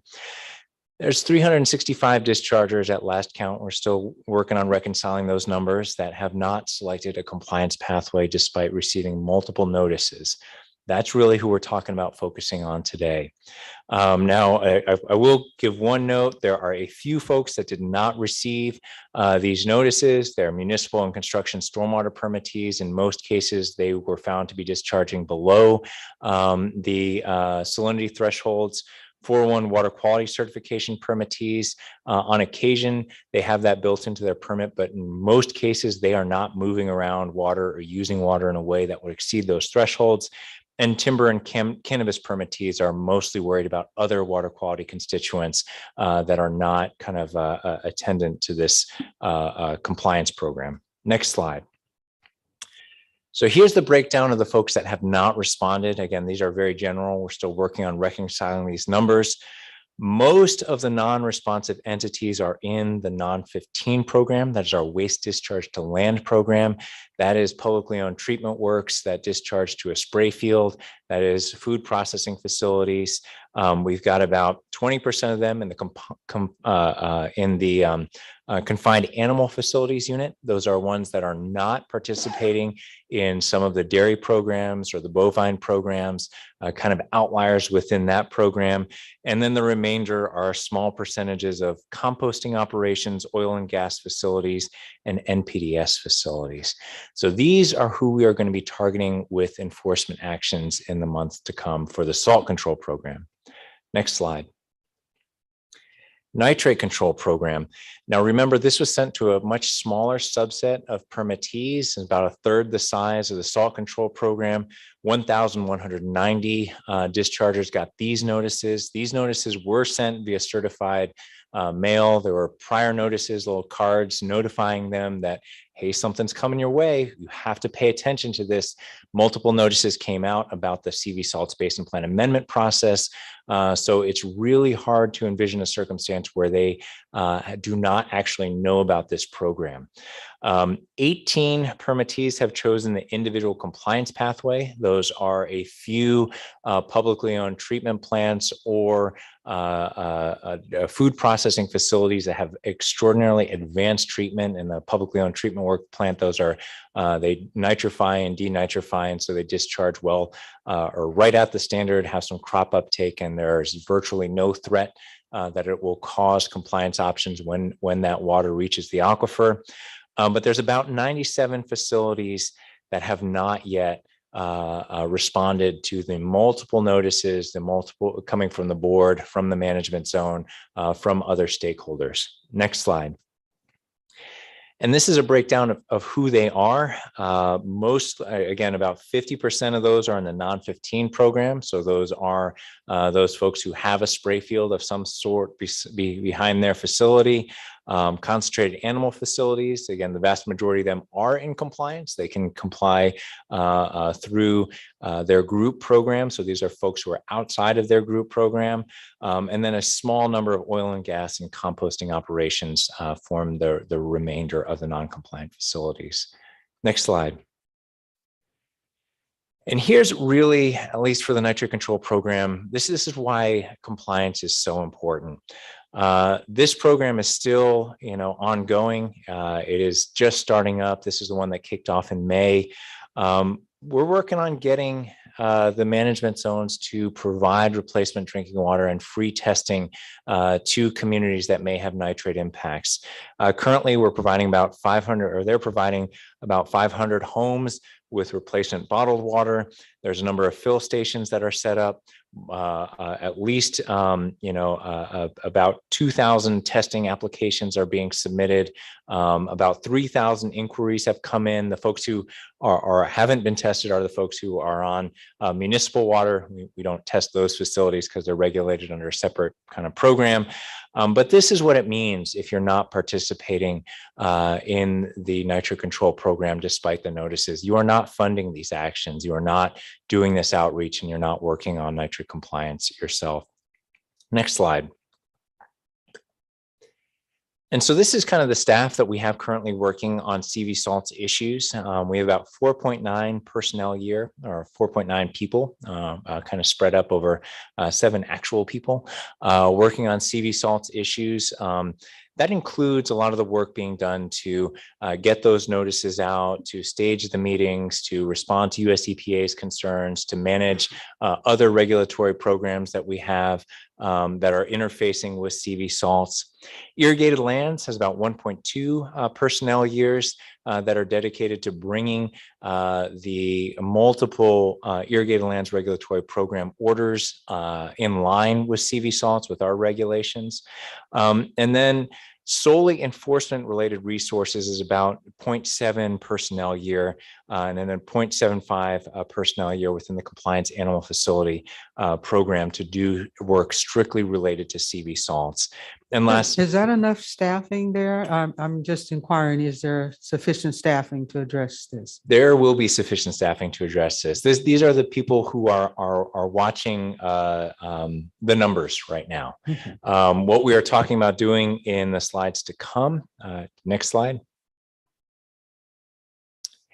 is to essentially ramp up those operations as need be to pursue administrative civil liability for non-filers that present a significant threat to water quality and that have actual constructive notice of the program requirements. So the folks that know or should know about this regulatory program may be facing fines from the Central Valley Water Board to make sure that they do come into compliance. Internally at the board's compliance and enforcement, we will be assigning a lead to ensure program accountability. Program accountability means tracking and proposing additional resource needs if needed to track and issue those administrative civil liability complaints. Regular updates on case development in the executive officer reports. These will be provided to you so you can judge how our board is doing at pursuing these violations. We're going to have a focus on disadvantaged communities. Now, the nitrate control program is by its nature focused on disadvantaged communities. For the salt control program, that is going to be the first tier is those salt dischargers that are within disadvantaged communities and having impact to drinking water sources there. And again, I think the bottom line is the state water board's enforcement prioritization metrics within the state enforcement priority. We'll treat these as priority A violations, impacting the integrity of the regulatory program. And so that's basically at the same level as significant spills and requires the same level of follow-up for those type of actions. Patrick, question for you. For example, when we talk about Allensworth and they didn't have impact to their drinking water. In this program, we'll be able to identify folks that are contributing to issues, and these folks will then have to make sure that that residents there have access to clean drinking water. Yes, absolutely. And it is solely, I will say the caveat is solely with respect to nitrates. There are a number of water quality pollutants that are outside of our jurisdiction. But this is really where you see a community with nitrate impacts, where you see homes with nitrate impacts. And then you take a look at our GIS layers and you see dischargers that have not responded to repeated notices to comply. Those are the ones that are going to be facing the kind of additional scrutiny under this program. Thanks. Patrick, is there overlap between the people who are not responding to the salts letters and the Yes, nitrate? there is. Yes, there is. I will say one of the more complex problems is that there are a number of POTWs in disadvantaged communities that are also not responding to salt and nitrate control programs. We have been meeting with them as much as we are able to, but that is a kind of dual problem in that these are facilities discharging and impacting their own residents through nitrate pollution, through salt contamination. So we're going to be working on, in all likelihood, a separate approach for them and see if we can figure out additional compliance options there. And of the people who are not replying to the notices, is there ongoing conversations? Are they just ignoring it? Is there any outreach and discussion? Full spectrum. Full spectrum. There are those folks who are in denial that they are contaminating, nitrate contamination, and then stop answering our phone calls. There are others that have just never made themselves available. We've got the return receipt that they picked up their mail. They know what's happening, but they are just not responding to board inquiries. And those merit enforcement action. We need to figure out what's going on with them.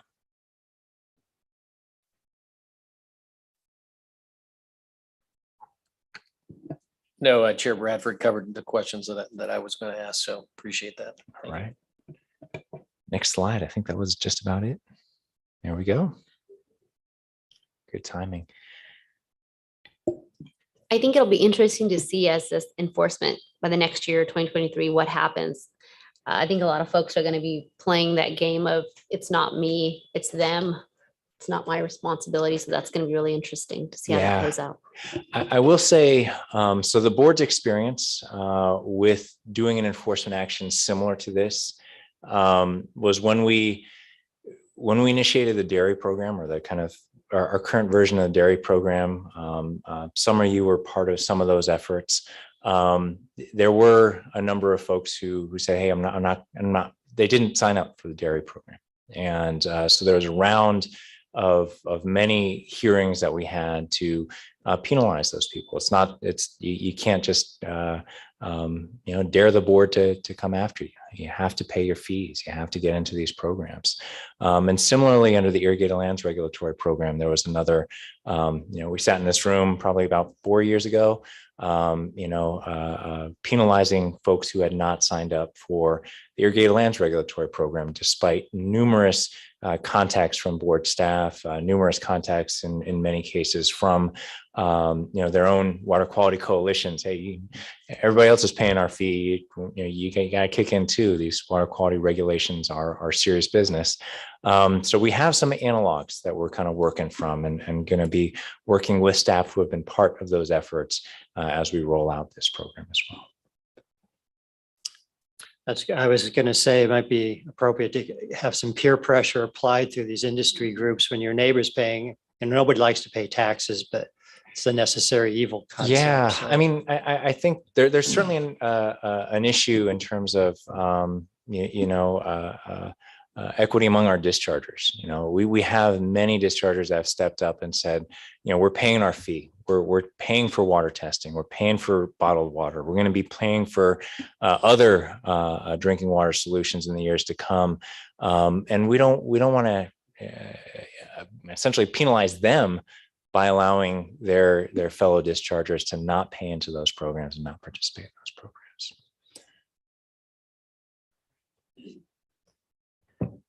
Go ahead.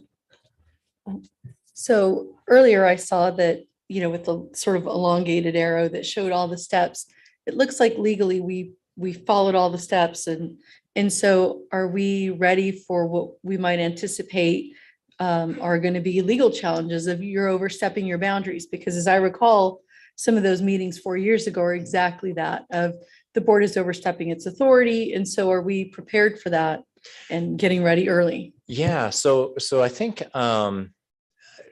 really we have a couple parallel tracks. So salt control program, in terms of how we structured the notices and how we did that, much bigger program.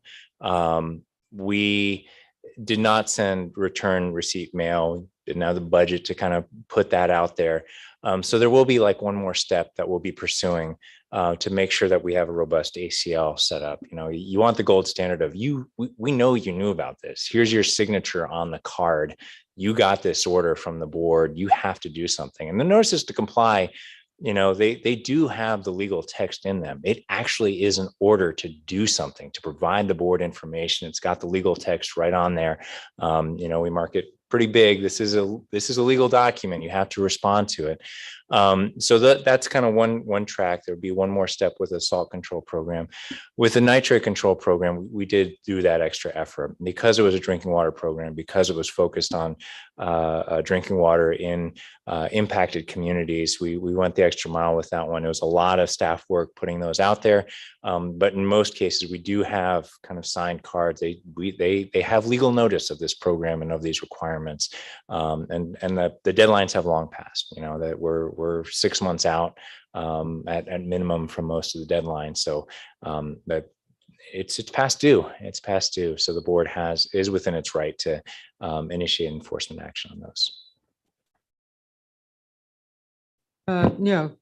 Patrick, I think you did a great presentation. It's important that we go after those that are in non-compliance, specifically because we're trying to correct a water quality situation, and many others are participating. So the administrative civil liability, whatever approach that needs to be taken as a board member, that's what we need to do.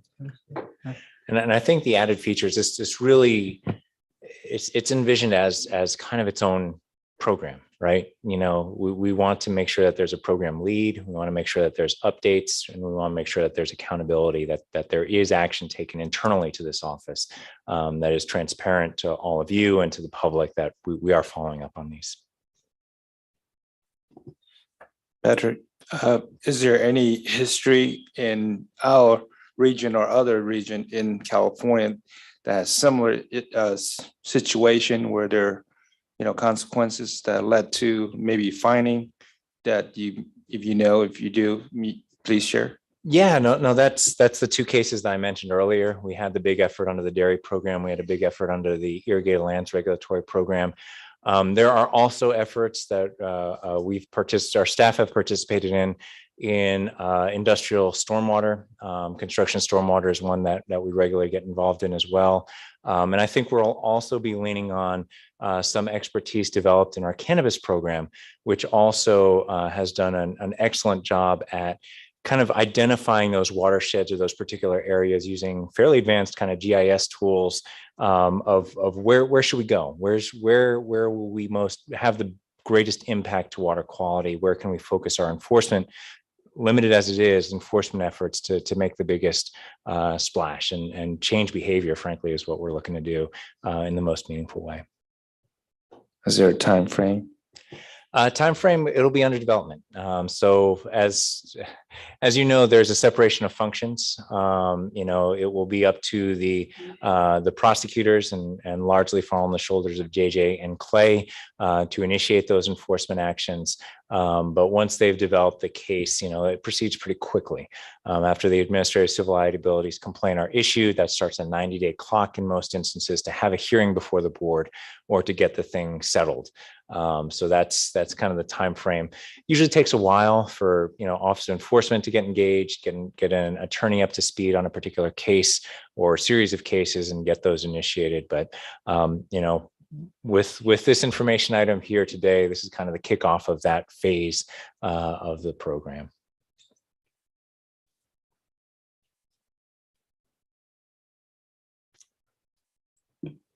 Yeah, great job, Patrick. And yeah, I'd appreciate getting a copy of those slides. Fantastic. My I will. pen was running out of ink trying to keep up. I'll send them out. I mean, Yeah, that's great. you know, I know many of you have seen some of those slides before, but you know, trying to make sure that everybody's up to speed of how big CV Salts is and how important it is to the board's long-term objectives. And it seems that you'll have a challenge reallocating your resources for enforcement moving forward. but Absolutely, absolutely. You anticipate that, yeah. But certainly what I'm hearing from the board is that's warranted, and Yeah. that's what I'll take back to my management team and ensure that gets done. Thank you, Patrick. All right. Mindy, do you have any interested persons? Oh, I'm sorry, one more comment here. Patrick, thank you for that wonderful summary. I really do look forward to working with you on the CV Salts area. Absolutely. And I just want to say thank you and the team for a very warm welcome.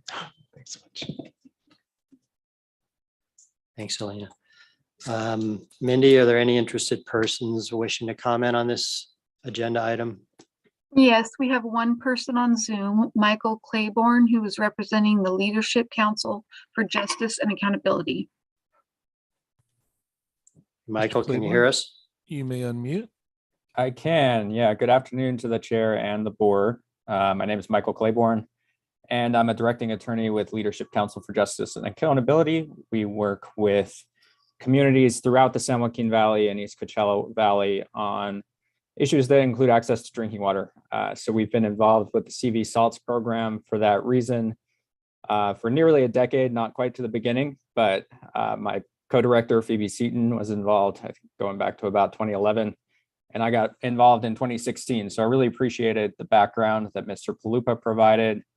And I just wanted to comment on this item to say that we're in support of additional enforcement here. I think it's important to note that CV Salts was a proposal by the regulated community. As Mr. Palupa noted, it allows agriculture and dairies and other dischargers to continue causing or contributing to exceedances of the nitrate water quality objective for up to 35 years. But this is contingent upon the requirement for responsible parties to provide replacement water, and also to begin to the hard work of coming into compliance with water quality objectives over that period, or in as short a period as is practicable for each discharger or category of dischargers. And this structure just doesn't work if some dischargers decline to participate in the replacement water and nitrate control programs. So for these reasons, we are very supportive of the prioritization of enforcement efforts to ensure that dischargers comply with the notices to comply and file notices of intent. We ask that staff prioritize enforcement for those that have not filed notice of intent for the nitrate control program in particular, and do appreciate the focus on disadvantaged communities. One last point to Board Member Kadara's point around additional staffing. If it is determined that there's a need for additional staffing for enforcement of this program and implementation of ILRP, dairy, and CV Salts, we'd be very supportive of that ask. So just let us know how we can help. Thank you very much. Thank you, Michael. Sounds like we're all in agreement on that one for sure. So if there are no further comments on agenda item 8, I think we're ready to move on. However, maybe we should take a short bio break here, maybe take 5 minutes and be back at 2:45.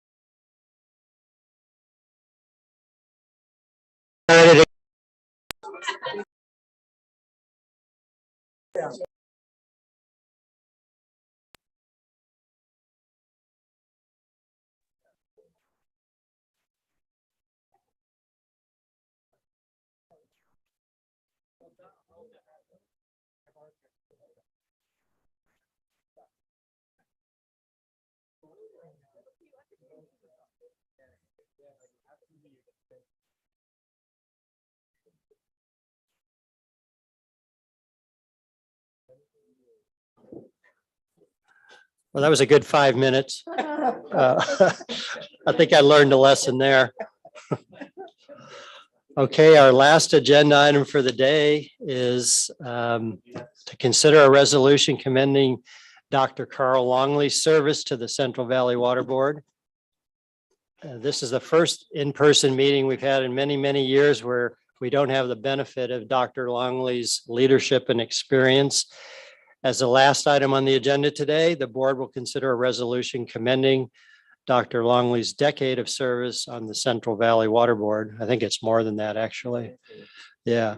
There are many people here in this room today and participating remotely that would like to pay tribute to Carl's time on the board. We'll start with a presentation of the recognition put together by state board members and Carl's fellow regional board chairs. Then we'll hear from Carl's colleagues on the Central Valley Salinity Coalition and then the Northern California Water Association, who will present Carl with a poster recognizing his receipt of the Crystal Clear Award, awarded to an individual or entity for their exemplary efforts in improving water quality in the Sacramento Valley. Patrick will then read the text of the resolution that we will be considering today, which will be followed by public comments with members of the board, giving the public 3 minutes to address us. Lastly, I will invite my fellow board members to speak. So first, we will hear from state water board members and Carl's fellow regional board chairs. And it looks like Celeste is going to be the first. We have a whole group here. Okay. Maybe introduce yourselves on the mic and then. I guess I'll start. I'm Celeste Cantu. I'm chair of the San Diego Regional Water Quality Control Board. I'm not necessarily here in that specific capacity. I'm here as a colleague who worked with Carl for decades, starting when I was the executive officer, executive director of the State Water Resources Control Board. I really was so happy I could be here to honor him. He's well known, of course, for his CV Salts leadership, and before that, his advocacy on salt management, and we called him Dr. Salt. It took years to get up to CV Salt, so it went on for a very long time. Salt, always never sleeps. It continues to move, however slowly. And Carl made sure that he was pushing salt management forward the whole time. A lot of people understand his leadership in environmental justice, and I've always really appreciated that. But what is probably less known to most people is his very wise and very considerate leadership in terms of the institutional design, kind of the structural integrity of all of the water boards, the governance and the design of that governance. And that comes from many years of experience and a lot of thoughtful reflection. And he shared tremendous insight for me when I was executive officer and continues to do so for this day. And there's been many changes in the way all of the water boards are and how we work together, led by his, because of his advocacy. And as the water boards, as an institution, we owe him a tremendous debt of gratitude. You're not going to get that very often because it takes that many years of thoughtful understanding and reflection and relationship building to be able to make those changes. And he was in a position to do it. And I am personally very thankful to him. Good afternoon. Good to see you all. Dee Dee Diadamo, Vice Chair for the State Board. And I am here to pay tribute to my mentor of many, many years, Dr. Carl Longley. So I first met Carl, I believe it was in 1995, somewhere around there, when I was a congressional staffer and got as one of my assignments to work on water issues. I didn't know much about it. And we all know what that's like, to drink out of a fire hose and suddenly to have to work to develop a position. And Dr. Longley has just been a mentor ever since then. I've learned so much. We all have learned so much from you.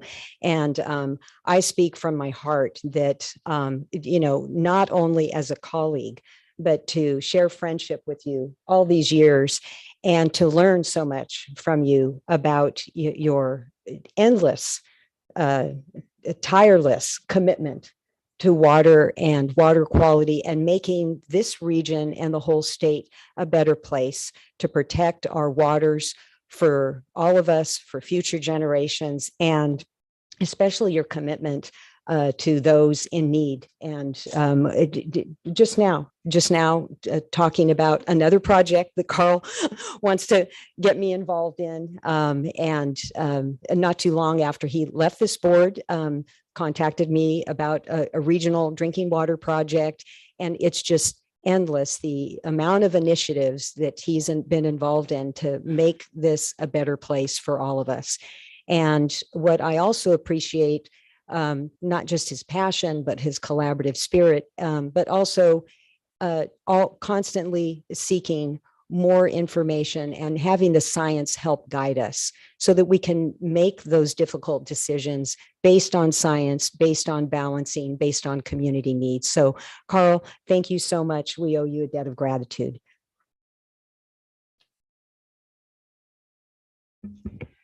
And good morning, Nicole Morgan, board member of State Water Board. And so as mentioned earlier in the meeting, I was previously employed with the Central Valley Water Board. I was there, I believe, 2012 to 2018. So I had the honor of working with Dr. Longley and having his support and mentorship while I was there, and after when I moved on to work at the State Water Board to be closer to my home and my family. And so, I just wanted to thank Dr. Longley for the support and mentorship. And, the general permit that comes up, I have to say thank you to Adam. It was Adam's idea. And, he kind of said it just kind of casually one day about it. I said, I think I can make that happen. Many doubted that could actually occur. And, with the support of the regional board and definitely with, Dr. Longley of these big ideas that, when you say, I'm going to do this, and even US EPA says, yeah, no, you can't do that. And you say, yeah, I can do this. And, you start bringing stakeholders together and you really start pushing and going along, knowing that you have that type of support from your board chair and from, and that feeds down through management. That you can do, you can have these big ideas and you can really work on some great things. It is so powerful being a staff member with that type of support behind you. So I just really want to say thank you so much because of that support and knowing that I could really reach high and do more and have support from the region and through the state. I'm able to be here today and to say thank you. Hi, I'm Pamela Creedon, and I'm the executive officer for the regional board before Patrick took over. So, and I worked under Carl for 12 years, and I wasn't planning to speak. And boy, I haven't spoken in front of a crowd in so long. I'm nervous.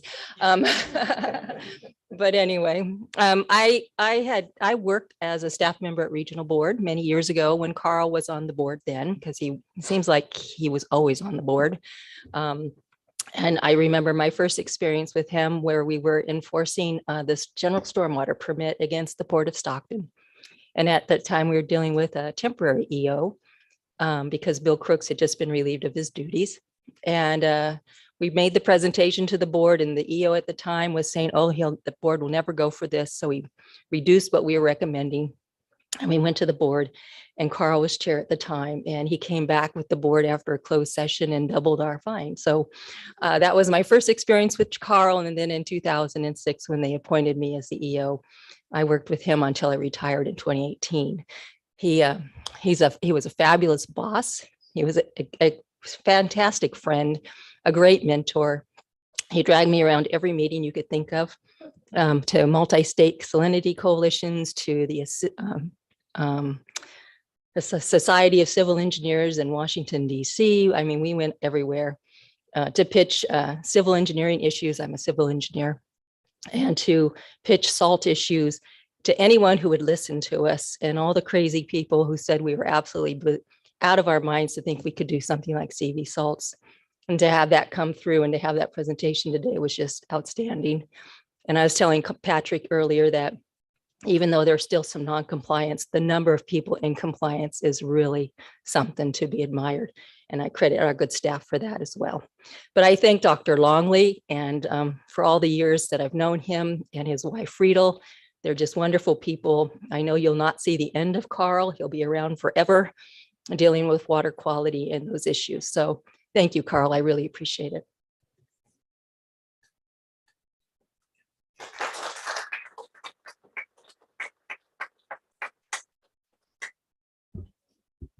Oh, Stand up to receive. did you have some? Okay, so Dr. Longley, the state board members and the chairs of all 9 regional boards, well, we agree on some things, not all things, but we definitely agree that we all want to honor you for your service and thank you for your friendship and your dedication through the years. So we have this gift for you. Thank you very much. Am I expected to open Yes. this? Well, before I open it, let me say that I don't have many words to say after all of that. I'm very humbled. And, you know, the fact that I have been able to contribute, I have to owe to my mentors. As I come down, as I've spent many years before I got to a regional board, it was in my 50s. And while I was on the regional boards, probably ran into some of the, not probably, I did run into some of the greatest people. Some of them are standing behind me here. Some of them are seated in the audience. Insofar as CV Salts is concerned, people like Celeste Cantu made it certain that we had a budget for that after it started. Really knocked down a lot of hurdles that were in our way, not only within the water boards, but over in the governor's office as well. There were folks like Pamela Creedon who took a concept and ran with it. And I could go on and on of all the great people that I've encountered on the board. Most recently, Patrick, who just took programs and ran with them. So, you know, it's been an unbelievable time working with an unbelievable group of people. Government is hard to make it work. They made it work. So thank you all very, very much. And I'll open this. And as far as Dee Dee's concerned, we met her back in DC while she was working for a legislator. And Dee Dee, you have been a tremendous inspiration yourself over the years, your understanding of issues and your willingness to step forward and help. So, you know, there's something that I'm not successful at, and that's undoing this. Here we go. That'd be a farm. There we go.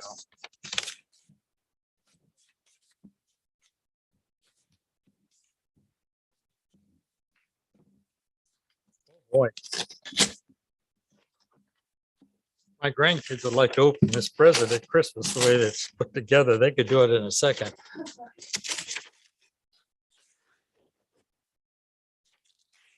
That's a beautiful painting.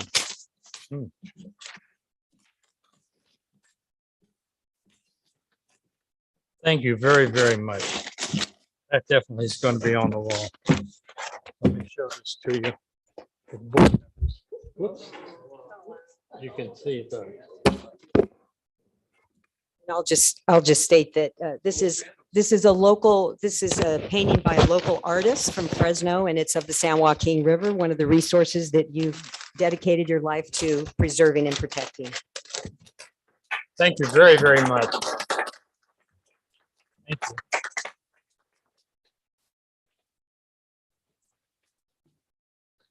Thank you. That was a really good tribute to Carl. And there's a lot more to come, I believe. I think we're going to hear from the Central Valley Salinity Coalition next, David. And Chair Bradford, members of the board, my name is David Corey, and Tess Dunham is right over here. We're representing the Central Valley Salinity Coalition. group of stakeholders who were sort of we were at the table in CV Salts when it began in 2006, and just wanted to express our appreciation and acknowledgement of all Carl's work in this. I don't think we could say it any better than the folks that spoke previous to us. We echo all those same sentiments. He's a force for huge ideas that result in meaningful water quality improvement. And we all, I think, admire him for that. I just want to put a personal note on it in terms of the force behind that. He's not bashful in how he goes about things. Back in 2006, and Carl knows where I'm going because he tells this story all the time. Back in 2006, I was at the state board meeting, this joint meeting when we first came up, the issue of CV salts came up and this salinity management program came up, and he was tasked with leading that by Chair Dodek at the time. And the next board meeting after that, I came up to podium. It was in Rancho Cordova, but on a public participation issue, I was ranting about something that probably talked about hobgoblins or something like that. And at the end of my presentation, Carl looked at me and he said, David, that's all fine and good, but did you bring your check? And he in public, he said, look, we're funding this program and you're participating.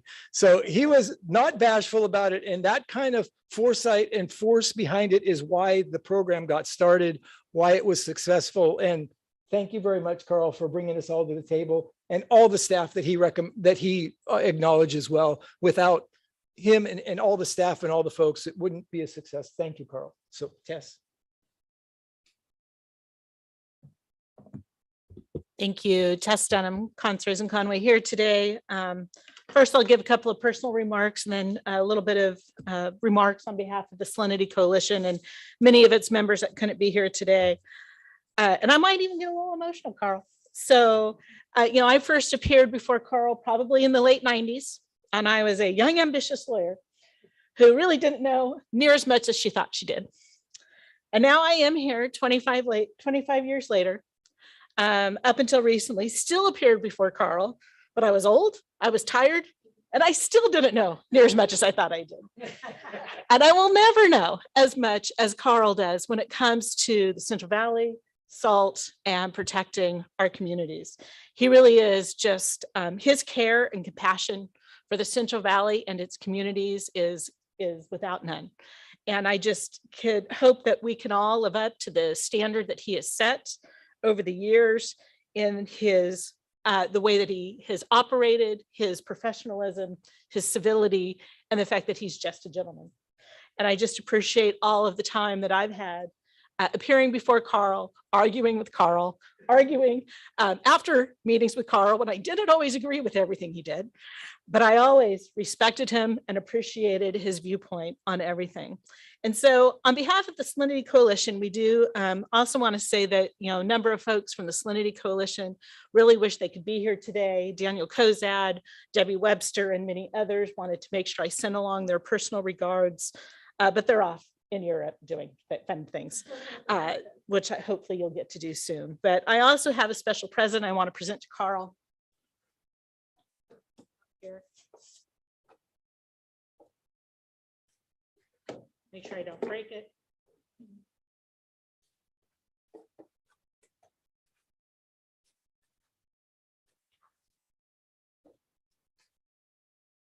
So Carl, on behalf of the Central Valley Salinity Coalition, we'd like to present you with a glass gavel and a base that thanks you for your years of service and leadership. Now I looked up, a gavel is a symbol of authority that it gives you the official right and the capacity as the providing officer. You will always be the providing officer of the Central Valley Water Board and always the presiding officer for salinity and protection of the Central Valley. So on behalf of the Salinity Coalition, we give this to you just as a little memento to thank you for all your time and effort and love for our valley.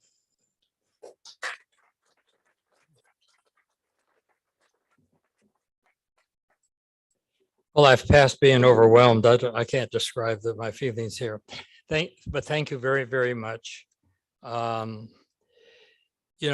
time I So, yeah, we never always agreed, but one time I did tell Tess that if I ever needed a water attorney, it was her. So I have great respect for what she has done and what the folks that she represents have brought to the table. At the same time, David was talking about I asking him to write a check. I actually mentioned an amount. $25,000, and I'll be darned if he didn't write the check. So, and that's somewhat an annual check for folks that belong to the Water Coalition. He got it started as people like him, Perry Klassen, who stood up in the beginning, took hold, people like Tess, who provided good leadership from a legal standpoint. Not that we always agreed, but we got there. And I think we got a long journey ahead, but we've got to the top of a few mountains to look back on, and we got a lot more mountains to climb, but I think we're just on the hills. We haven't got to the big mountains yet. you're right. So thank you all very, very much. I cannot, it's very difficult to find words to express my gratitude. Thank you.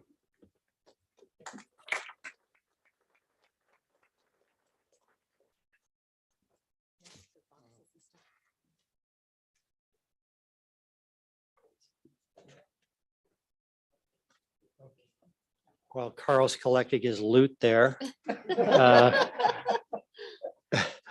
which he richly deserves. I think next we're going to hear from Nakwa and probably Bruce. There he is. Thank you, Bruce Hauderschelt, Northern California Water Association. I've had for the last 13 years the privilege of managing the Sacramento Valley Water Quality Coalition, which goes from Solano County up to Redding, makes a hard right to Alturas. So I'm going to start with a story. Anybody who knows me knows I tell stories. It was a snowy day in February of 2009 when I went off to one of those places in the Sacramento Valley which are absolutely pristine. I'd never been there before, but it's on the backside of Shasta. It's on the Pitt River.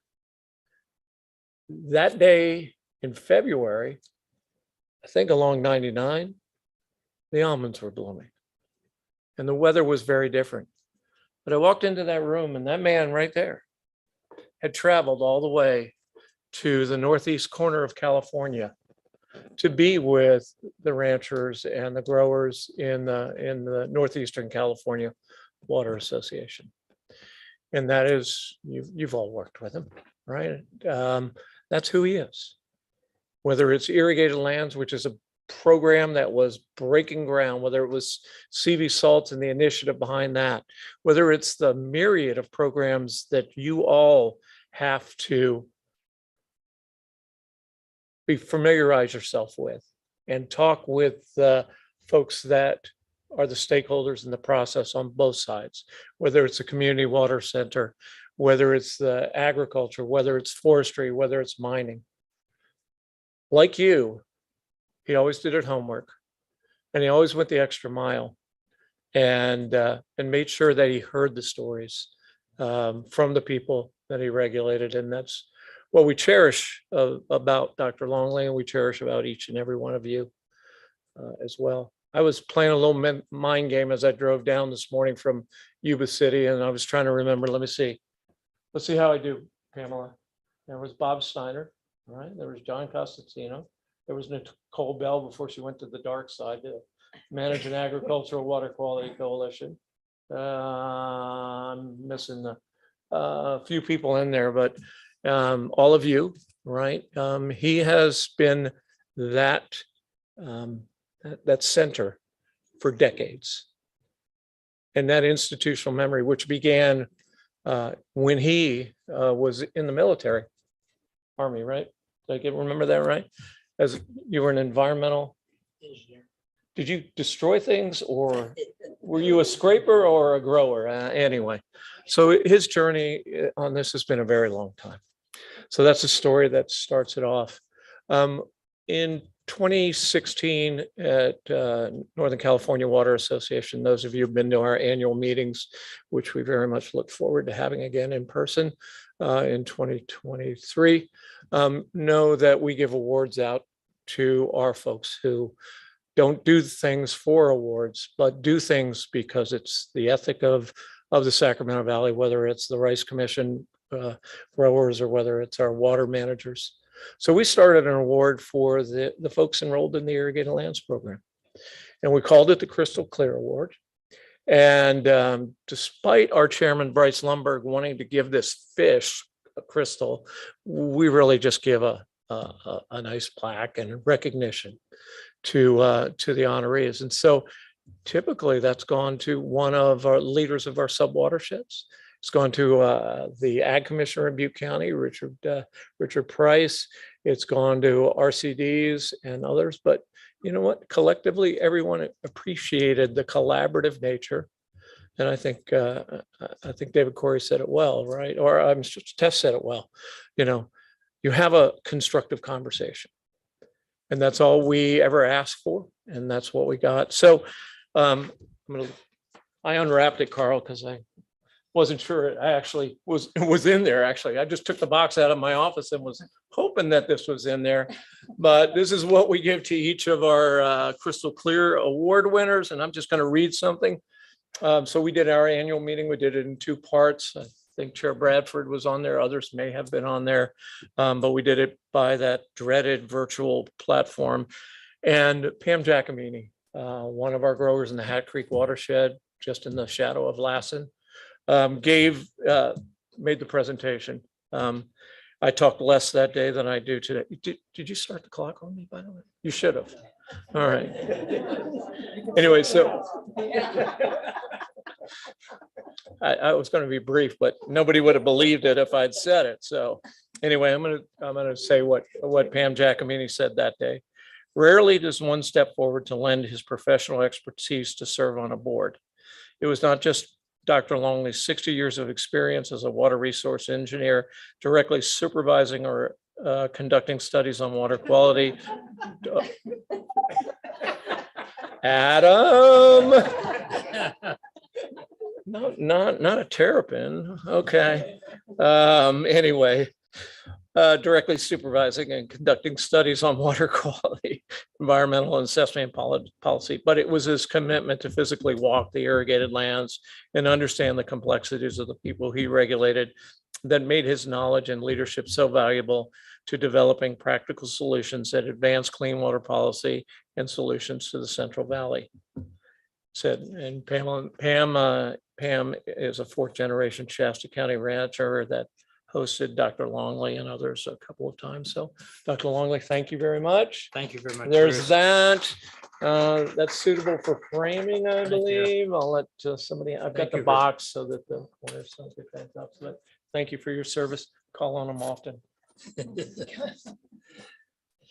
Thank you, Bruce. Yes, that was a Zoom meeting, and you can, at this point in time, I love Zoom meetings. But in those days, you had to travel far and wide, and one of the good reasons of going up to Northeast California, that is one of the most beautiful places on earth. And I've truly enjoyed the times I've been up there. Did go up there once with some staff out of the Reading office, Jim Pedri and his crew in those days, to go fishing. We didn't catch anything. We didn't catch any fish, but we did catch a polluter. So it worked out well. But it is a real honor to get this award from the folks of Sacramento Valley. They're just like all the people in this valley. They're great people and wonderful people to work with. Thank you very much.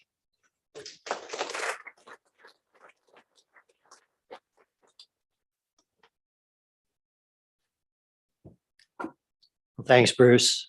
And Mark, I would suggest we have two people waiting for additional comments. We have Michael Claiborne and Perry Clausen. Michael Claiborne is on the Zoom. Okay, yeah, let's bring him up. Okay, Michael, you're all set. All right, good afternoon again. I'd just like to say, and others have said this better than I can, so I'll be fairly brief, but Leadership Council for Justice and Accountability supports this resolution. And I'd personally like to thank Dr. Longley for years of service and also all the thoughtful conversations we've had over the years about drinking water source protection. I'd say your door was always open, and it's very clear that you care deeply about these issues and have vast knowledge that you brought to these issues. I'd also like to say that both Community Water Center and Clean Water Action are also supportive and asked me to provide their thanks. One particular thing I'd mention is that it wasn't always clear, kind of going to what we were discussing earlier today, that CV salts was going to include nitrate. And early on, it became clear that we needed to include nitrate, and both Chair Longley and Ms. Creedon, who spoke earlier as well, I think were instrumental in making sure that was included, as well as others in this room. So thank you for that. It was very important that we address the drinking water issues throughout the valley, and this put us on a footing to start doing that. So thank you very much, Dr. Longley, and wish I was there in person, but glad to have the opportunity to speak a little about our experiences working together. Thank you.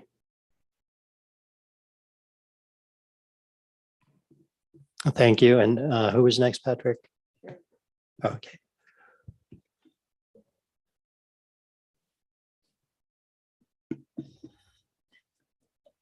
Hello, Mr. Chair, Chair Bradford, Perry Clausen, East San Joaquin Water Quality Coalition and Valley Water Collaborative. And I have to give Carl credit, Dr. Longley credit for that second Valley Water Collaborative. So back in 2009, we're talking stories now, Chair Longley, who knew me from 10 years of irrigated lands program, said, let's meet at Marie Callender's in Fresno. I got to talk to you about something. So I said, Dr. Longley wants to talk to me. Okay, so I went to Marie Callender's. We sit there having breakfast, and Carl said, hey, there's this thing called CV salts. I need you to be in this. You're representing irrigated agriculture, so I'd like you to come and participate in this organization. He didn't ask for the check at that meeting, but shortly thereafter, there was a request for a check, and we write them every year. So I get there, and there's this big group of people, a huge circle of probably 30 people sitting around a corner. I tucked myself in a corner and watched for a year or so, and then next meeting I came to, they needed a new chair. So in 2000, going back 2011, I think it was, I'm sorry, those dates are starting to run together. They asked me to be chair of CV Salts Executive Committee. So for the next 11 years, I sat as chair of that meeting.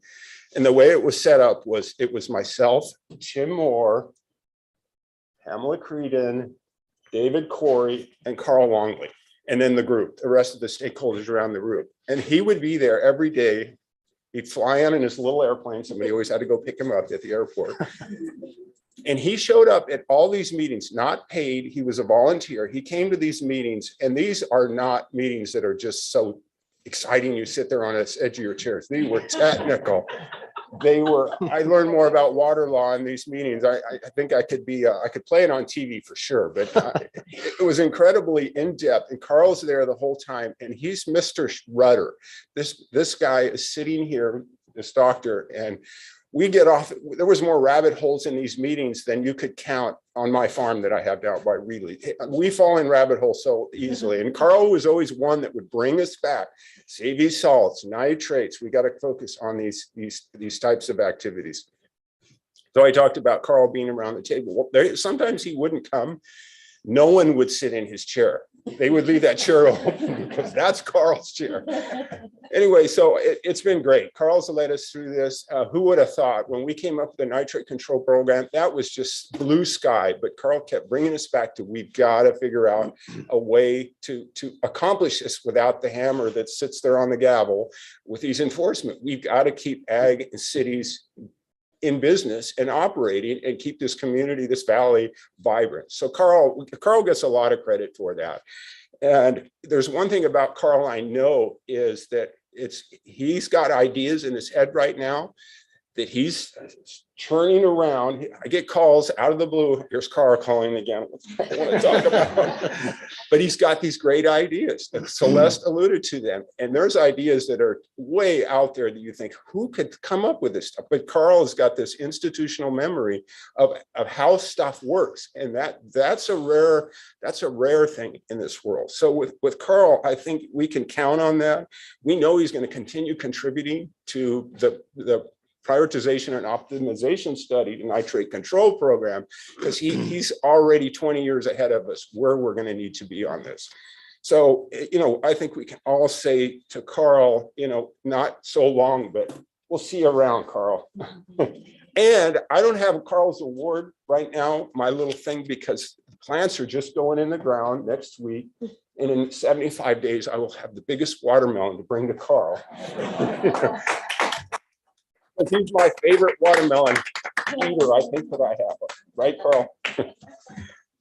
He would always go home with one in his trunk after CV salts. So thank you, Carl, for all these Thank you. years.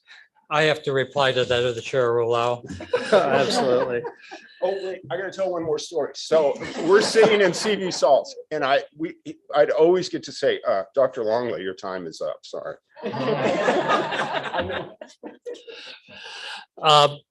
First of all, there was that person who would glare at me when I was going the wrong way. She's sitting behind me now, probably glaring. So Mark, I learned something I'll pass on. When the EO is trying to make eye contact with you up there, you turn your chair so that you can't see him. It works. But I think also something that just tells of a group that really was so far apart when they began. And when it came to the point that we were getting the language back in 2017, 18, that was going in front of the board, that Tess was arguing with Patrick, who was our chief counsel then, about who wrote it. And this language, they had come close enough together. They sometimes had a difficult time on did Tess write it, or did Patrick's folks write it? Who was responsible? And I think that shows the way that we had worked together and finally came to, we were all on the same page. It was a great experience, and you don't get those kind of experiences much in life. But these guys are some of the best guys in the world to work with. And I only hope as you progress further, you're going to find folks like this to work with in the years ahead. One last thing to say. I feel kind of old after this. There were two folks that spoke to you today, and both of them were graduates of mine. They were young and bright, and now they're retiring. Doug was one of those. And the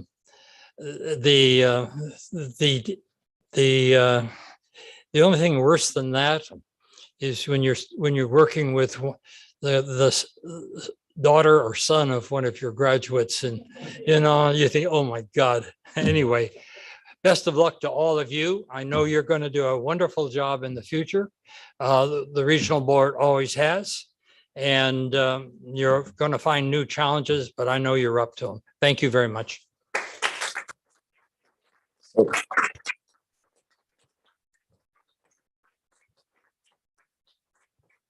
Very good.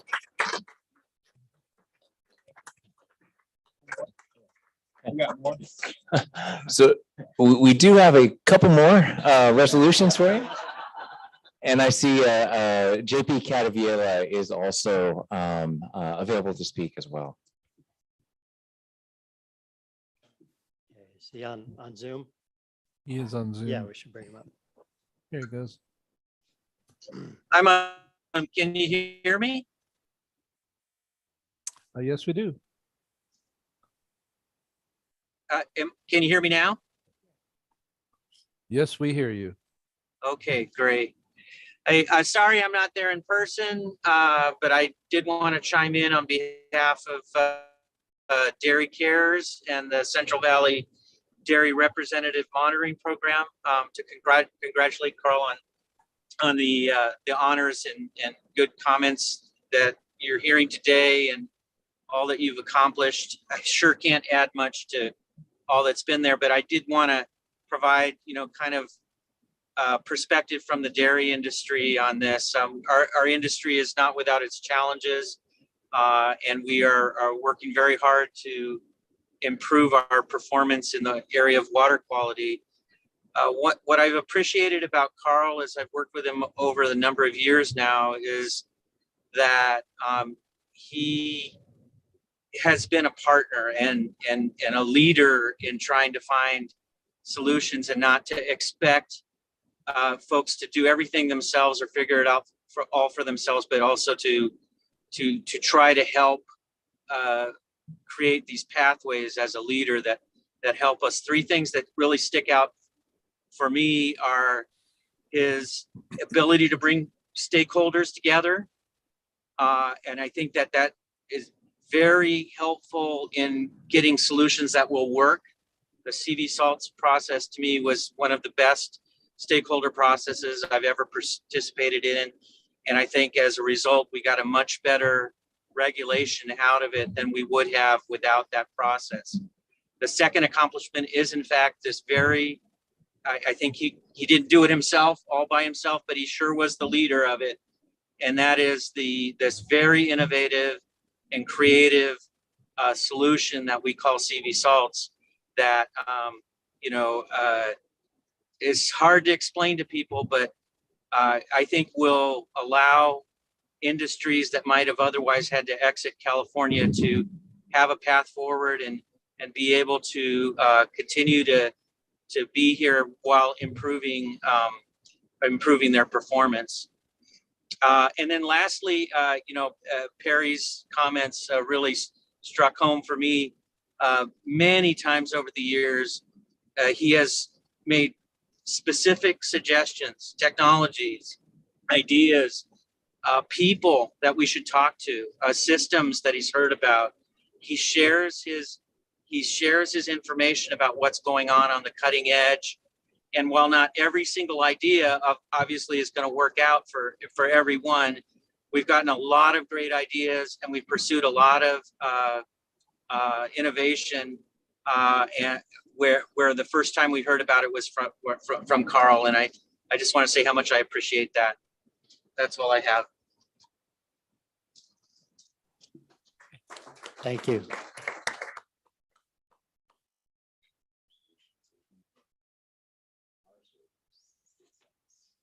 All right, we read state lands first, maybe. Sure. Okay.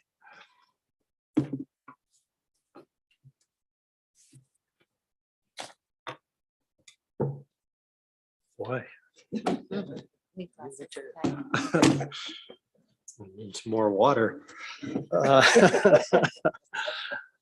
I will read this sitting down. So this was again, I had the fortune of working with our legislative affairs coordinator and as proposed by a number of the fellow chairs to get a proclamation from the California State Senate for your service, and Mark will read it. Okay, so Carl Longley, whereas a consummate public servant and renowned leader in the fields of public health, engineering, and water resources, whose more than 60 years of professional engagement include military service, research, teaching, and diverse administrative, advisory, and appointive roles, Dr. Carl E. Longley, Chair of the Central Valley Regional Water Quality Control Board, is retiring after a remarkable 30-year tenure, including 17 years as board chair.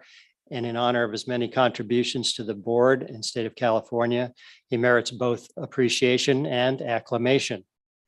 And whereas a Golden State native who has spent most of his life in Tulare and Fresno counties, Dr. Longley grew up on a farm in the former county, where he developed a keen awareness of the relationship between agriculture and the environment. And having completed a BS degree in civil engineering and an inaugural stint in public service as a junior civil engineer with the Department of Water Resources, he enlisted in the United States Army. And whereas during his active duty tenure from 1960 to 1984, Dr. Longley rose from second lieutenant to lieutenant colonel while working as an environmental engineer officer in sanitary and environmental health engineering in US and various overseas postings. Received a Master of Science degree in sanitary engineering and water resources and Doctor of Science degree in environmental health engineering, and taught at Tulane University and the University of Texas at San Antonio. And whereas a registered professional engineer in California, Dr. Longley worked after his return to the state with private engineering companies in Tulare and Fresno counties during the early 1980s, and began his over 40-year affiliation with Cal State University, Fresno in 1982 as a professor of civil engineering. And in the ensuing decades, he taught and held a number of leadership positions, including Dean of the College of Engineering and Computer Science, while also initiating his ongoing more than 30-year affiliation with CSU Fresno's California Water Institute, beginning with his role as its inaugural director from 1990 to 2004. Whereas for 30 years, the regional board has benefited from the peerless leadership and expertise Dr. Longley has shared through his contributions to crafting tertiary treatment and nitrogen removal requirements for nearly all publicly owned Sacramento San Joaquin Delta treatment works, and guiding the board through development of the irrigated lands regulatory program and agreements that resulted in contaminated site cleanup on military bases. And whereas additionally, through his steadfast leadership on behalf of the Salt and Nutrient Management Plan, one of the regional board's most far-reaching and significant planning efforts, Dr. Longley ensured the implementation of source control programs and mitigation that, by addressing nitrates in drinking water, have improved the quality of life in numerous Central Valley communities. And upon concluding his board tenure, he leaves a singular legacy of dedication and beneficial engagement. Now, therefore, be it resolved by Senators Andreas Borgias, Ana Caballero, and Melissa Hurtado, and Assembly Members Joaquin Arambula, Frank Bigelow, and Jim Patterson, that upon completing 30 years with the Central Valley Regional Water Quality Control Board, Dr. Longley be commended for his stellar record of leadership and public service in the state of California, and extended best wishes for the success of his future endeavors.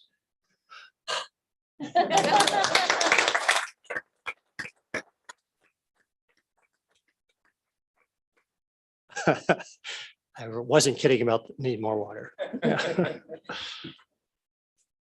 And if that wasn't enough, we finally have a resolution proposed by your fellow board members for you today. I'll also kind of draw your attention and everybody's attention to the room, to the small little plaque at the entrance.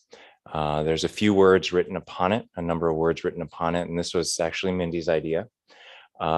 We put it out to staff in a survey, the 3 words that they thought you most embody as chair of the board. We had about 150 people respond, and that is a word cloud of board staff's opinion that have worked with you over the years, and the fact that it's about 150 speaks volumes there. What jumps out at anybody looking at it initially is dedicated, which is easily the most cited word. A couple dozen people mentioned that one. Knowledgeable and fair. But if you look at the entire cluster of words out there, what I would encourage people to look at was the words that embody the compassion that you brought to your role. Words like honorable, compassionate, loving, caring, considerate, conscientious, supportive, and passionate.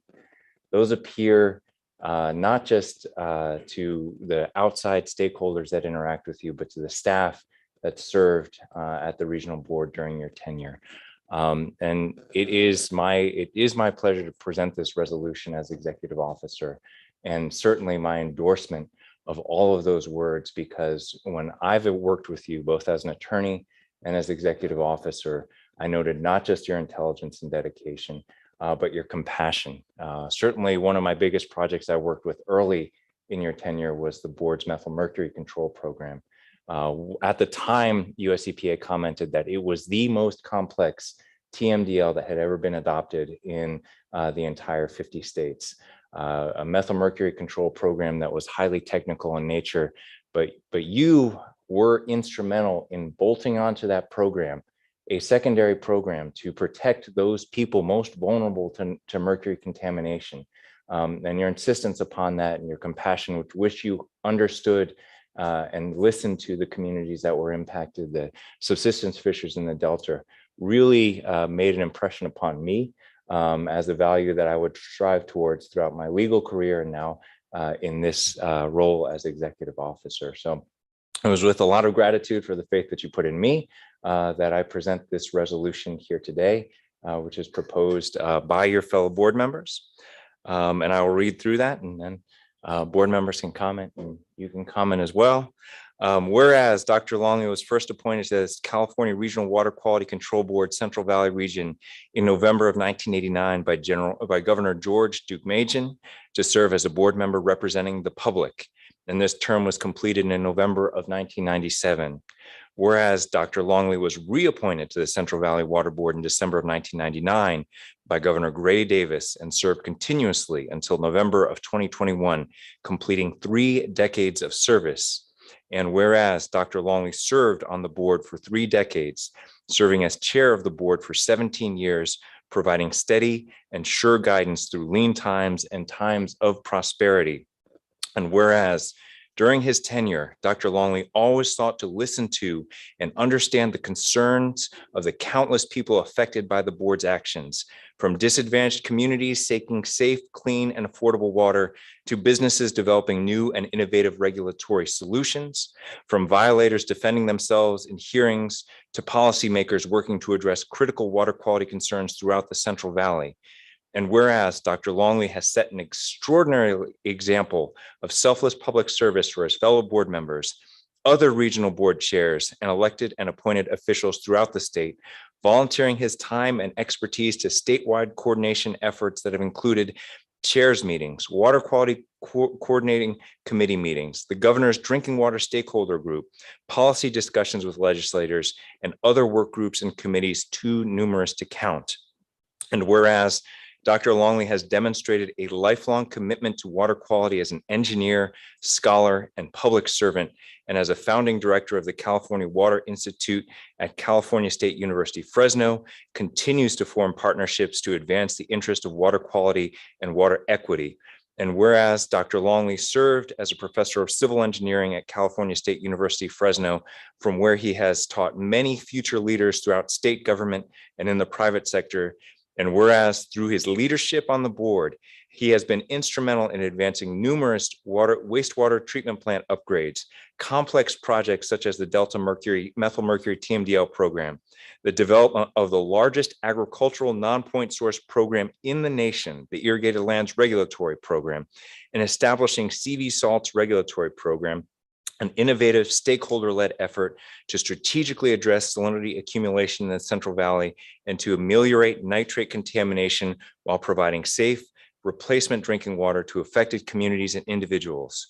Whereas during his time on the board, Dr. Longley has worked to set in motion projects, advocated for capital improvements, and developed pioneering regulations that will continue to benefit water quality and human health for many, many years into the future. And whereas in his decades of service to the board, Dr. Longley has traveled more miles via air, land, and boat than any other regional board member, exhibiting an indefatigable commitment to engage with and understand the perspective of the millions of people, thousands of communities, and diverse dischargers who inhabit the vast and complex ecosystems encompassed by the board's jurisdiction, always in a spirit of compassion and empathy. Therefore, be it resolved that the members of the California Regional Water Quality Control Board, Central Valley Region, In meeting assembled, do hereby extend to Dr. Longley their thanks and appreciation for his valued years of service as a board member, board chair, board vice chair, mentor, and friend. Be it further resolved that this board and its staff wish Carl happiness and fulfillment in all future endeavors, with knowledge that Carl will surely remain an indomitable presence in his community and before the board, tirelessly working for the benefit of water quality in the Central Valley. Thank you so much, Carl.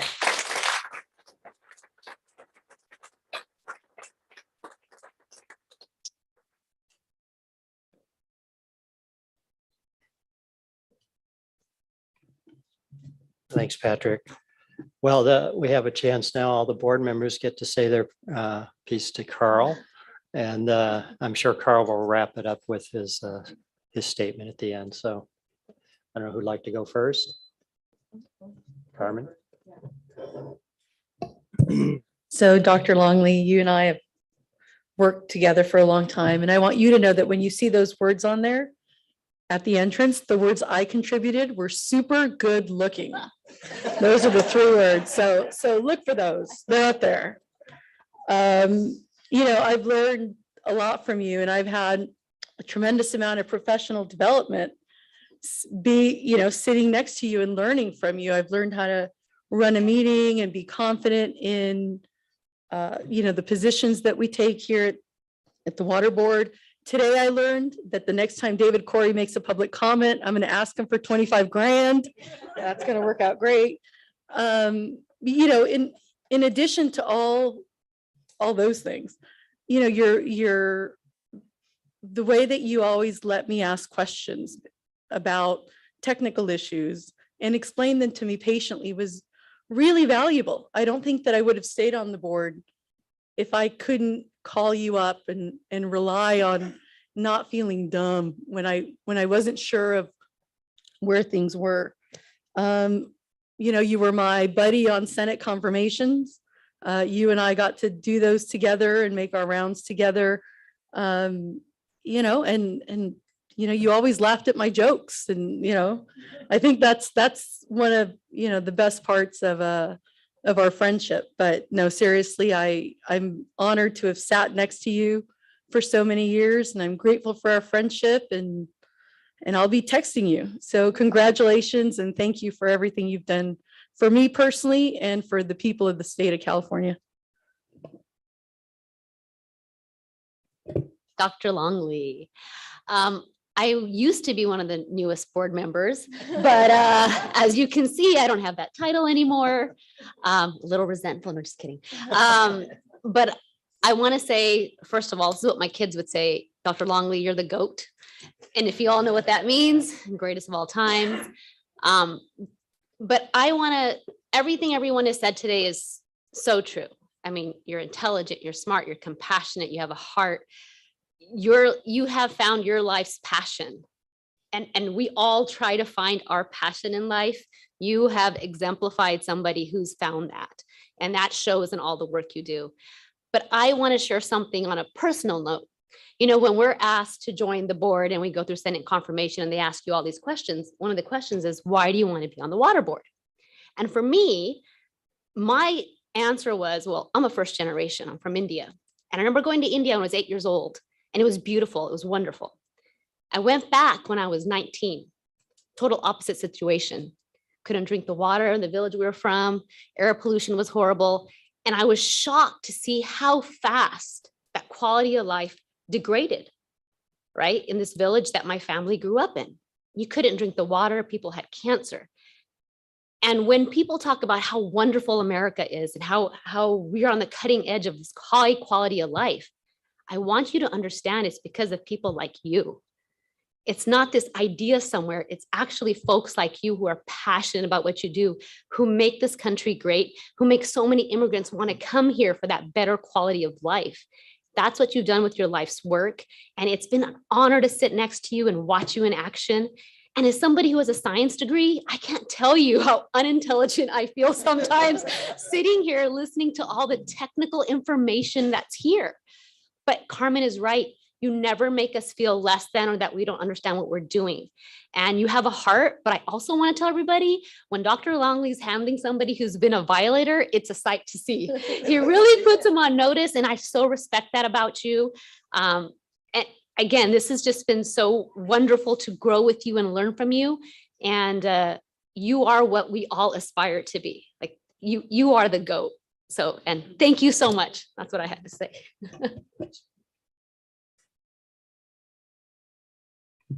I'll go here and we'll just go down the line. I'll tell a little story to kick it off too. I lived in San Francisco in the 80s, and my wife and I used to go to comedy clubs quite often. And there was one club in particular where Robin Williams would occasionally show up, and he would just bounce up on stage and interrupt the proceedings and go off for 20 minutes and just bring the house down. And I kind of equate professionally, you're the Robin Williams of the water business, and I'm the comic that came on after you, the clown that came on after you. But I've learned so much. I think I can make it through this this new role that I have, and I appreciate your support and encouragement, and what kind of got me here. I have to back up a little bit and say, you know, it's nice to be giving this commendation to you here, as you put it, in the grand and glorious metropolis of Fresno. I think that's how you always describe this. And, you know, to Perry's point, we had a meeting yesterday at Marie Callender's as well, and had a beer. It must be a tradition there somehow. But, you know, I think Carl's expertise and experience is obvious to everybody. What strikes me is his ability to be a stern diplomat and kind of rope people together that otherwise wouldn't necessarily be talking. It's pretty difficult to get farmers to sit down and write a check and then to be happy about it after, and to commend Carl for bringing them to the table.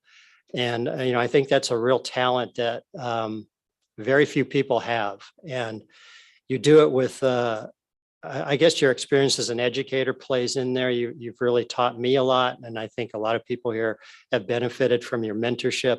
I've only known you for 3.5 years. And, you know, I don't think I could be where I am without having listened to your leadership at the board meetings and then individual meetings and conversations that we've had. So I really appreciate that. I think you're a visionary. I think Perry mentioned you're 20 years ahead of everybody else. And what are we going to do with the salt once we get this program implemented, for instance? You're very strategic, you're generous with your time, and you're a man of action. You get things done. You don't just sit there and talk about it. Things happen.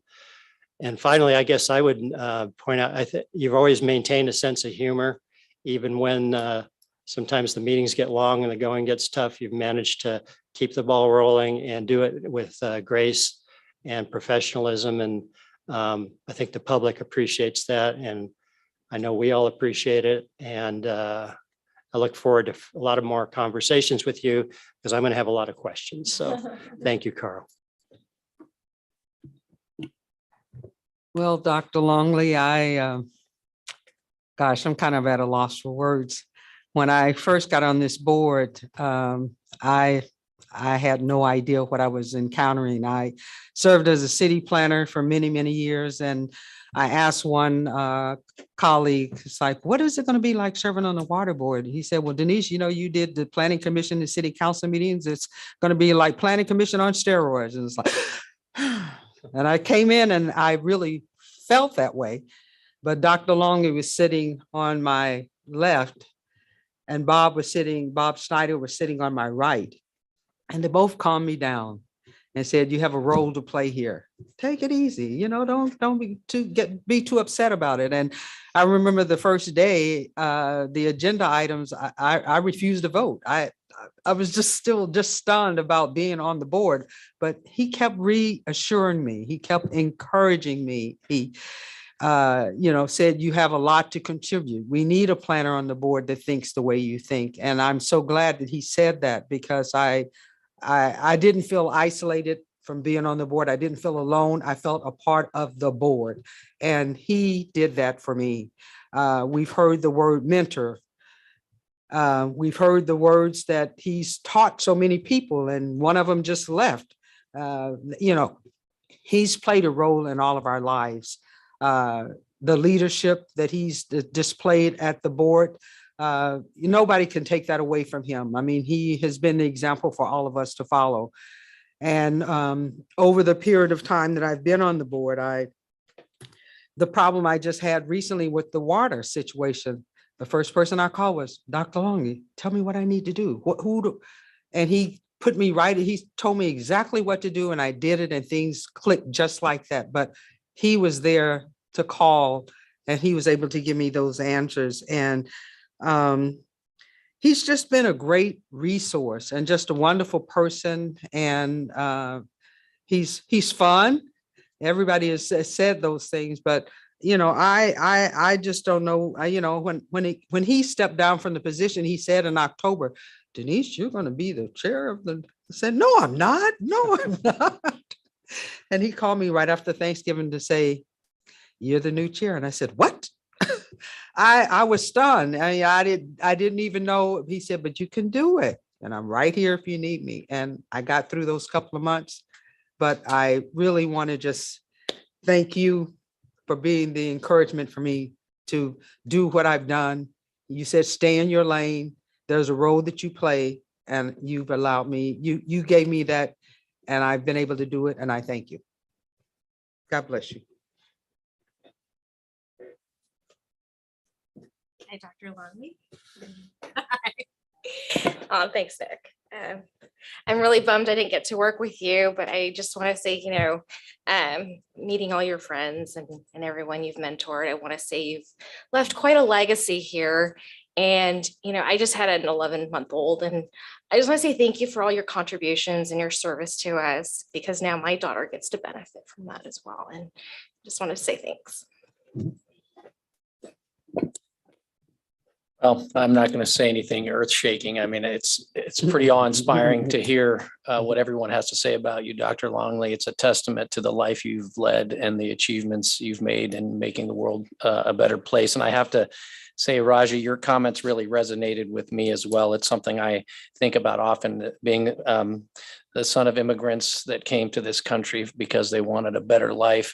I can't begin to say how much of a privilege it is to be in this country and to reap the benefits of the many that came before us. And Dr. Longley, I can't say enough how much your contributions have made this world a better place, and this institution really something that is going to be long lasting and frankly beyond obviously your life. And that's the point of an institution and the difference it can make in people's lives.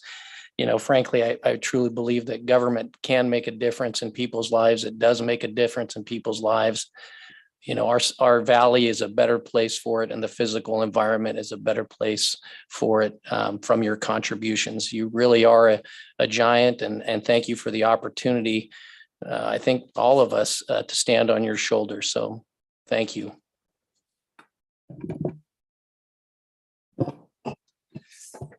Well, good afternoon.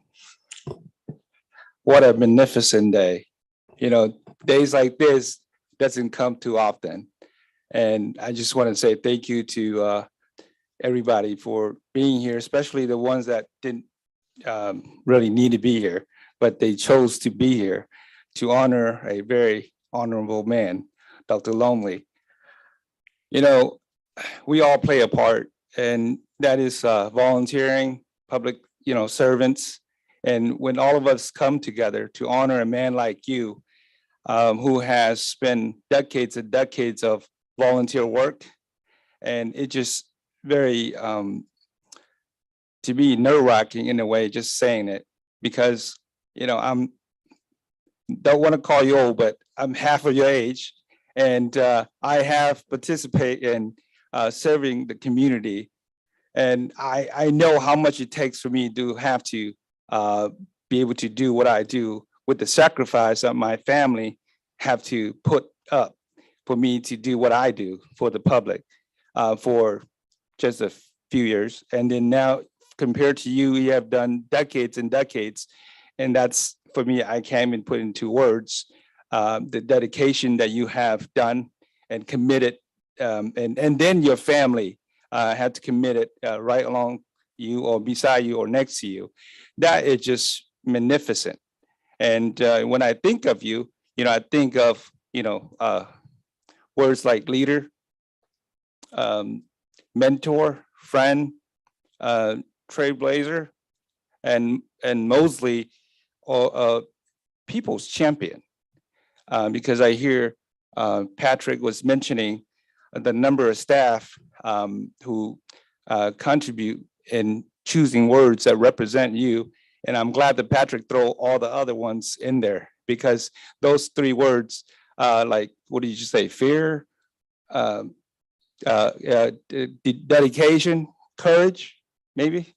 But those were great, but I'm glad that Patrick throw all the other ones in, because hearing all of that, it just makes me, I wouldn't say value you, but I put you in a place where, the ultimate pedestal.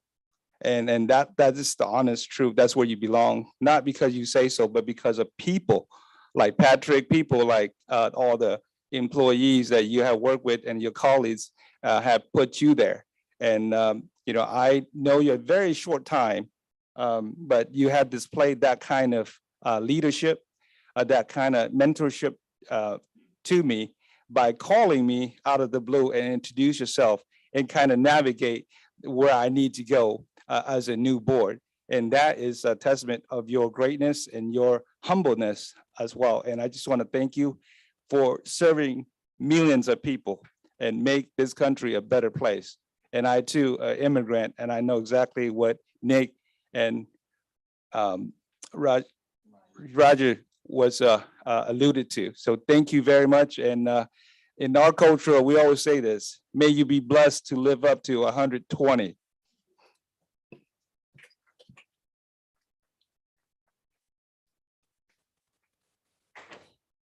There's no way I can begin to answer all those kind words. I do have a few comments, though. Carmen and Roger were talking about all the technical language and so forth. And when the attorneys got up in front of us, I was really happy to have you there. So it works both ways, In fact, I learned a new legal term today. It's called the naughty list.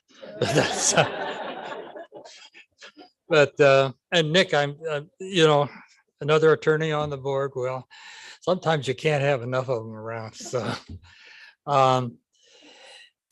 as far as countries that you folks have come from, I've been in the Punjab. I had in Punjabi. I had the honor of working with others to start an engineering program there, and beautiful area, great people, very very friendly people. Under less favorable circumstances, I was in Vietnam, but still really enjoyed working with the people there. Haven't made it to Greece yet, but we have some of the folks that I work with in CV Salts. Daniel Kozat, as an example, is there right now. Daniel's supposed to bring back some great pictures from Greece. I'm sure he will. Denise, it's been an unbelievable honor working with you and continuing to work with you on a concept we hope that we can bring to fruition that will develop the scale that's needed for disadvantaged communities working together to be able to have affordable drinking water and other services that they need. We'll get there, I'm sure. Mark, you're an inspiration to me. You've been really a force behind the scenes for the time you've been on the board, and I appreciate the effort that you've given the board. It'll continue to serve you and the board well down the road. Lena, we did not have a chance really to even meet formally, but I've heard some unbelievably good things about you, and I'm sure with the talent you bring to this board is going to help this board in the years to come tremendously. So with that, thank you very much. And as I said before, good luck. You're going to have a great future.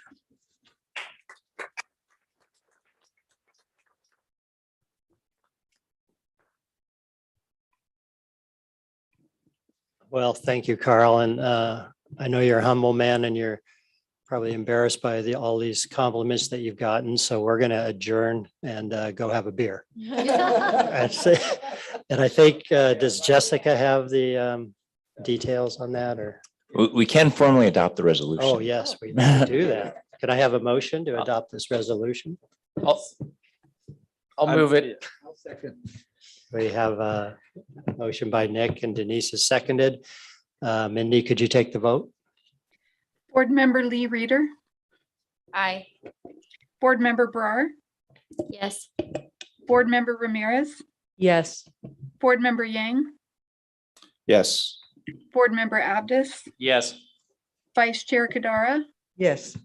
and Chair Bradford. Yes.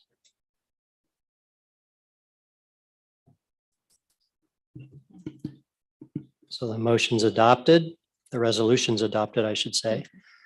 And now, I think, we can have some explanation about where we're going and what we're doing. Just we will be adjourning for have dinner at 6 p.m. No board business will be discussed, but we'll just be celebrating Carl. Great. I want to thank everybody who did come today. I know some of you came from a long ways to honor Carl, which he richly deserves. And hopefully y'all can stay tonight and have a little celebration over some libations and food. So thanks again. Yeah, and I We- just, yeah, yeah, go ahead. sorry, Carl. I'd just like to briefly comment, as what Mark just said, to thank all of you for coming out in support for Carl. And this is our first meeting back, and I'm so glad to see the staff. I didn't like seeing the EO with the foot problem, but he's here. And we're glad to see him. We're glad to see all of you, to see our board members that we've not seen and met. And always, as I'd like to say, to compliment our staff for the excellent job that you all do. And you've handled this pandemic well, and everything stayed on course. If it didn't, we didn't know about it, but you did an excellent job. And so I just want to commend all the staff members. And thank you all for being here with us today. Thanks, Denise. Okay, we'll see you all tomorrow or tonight.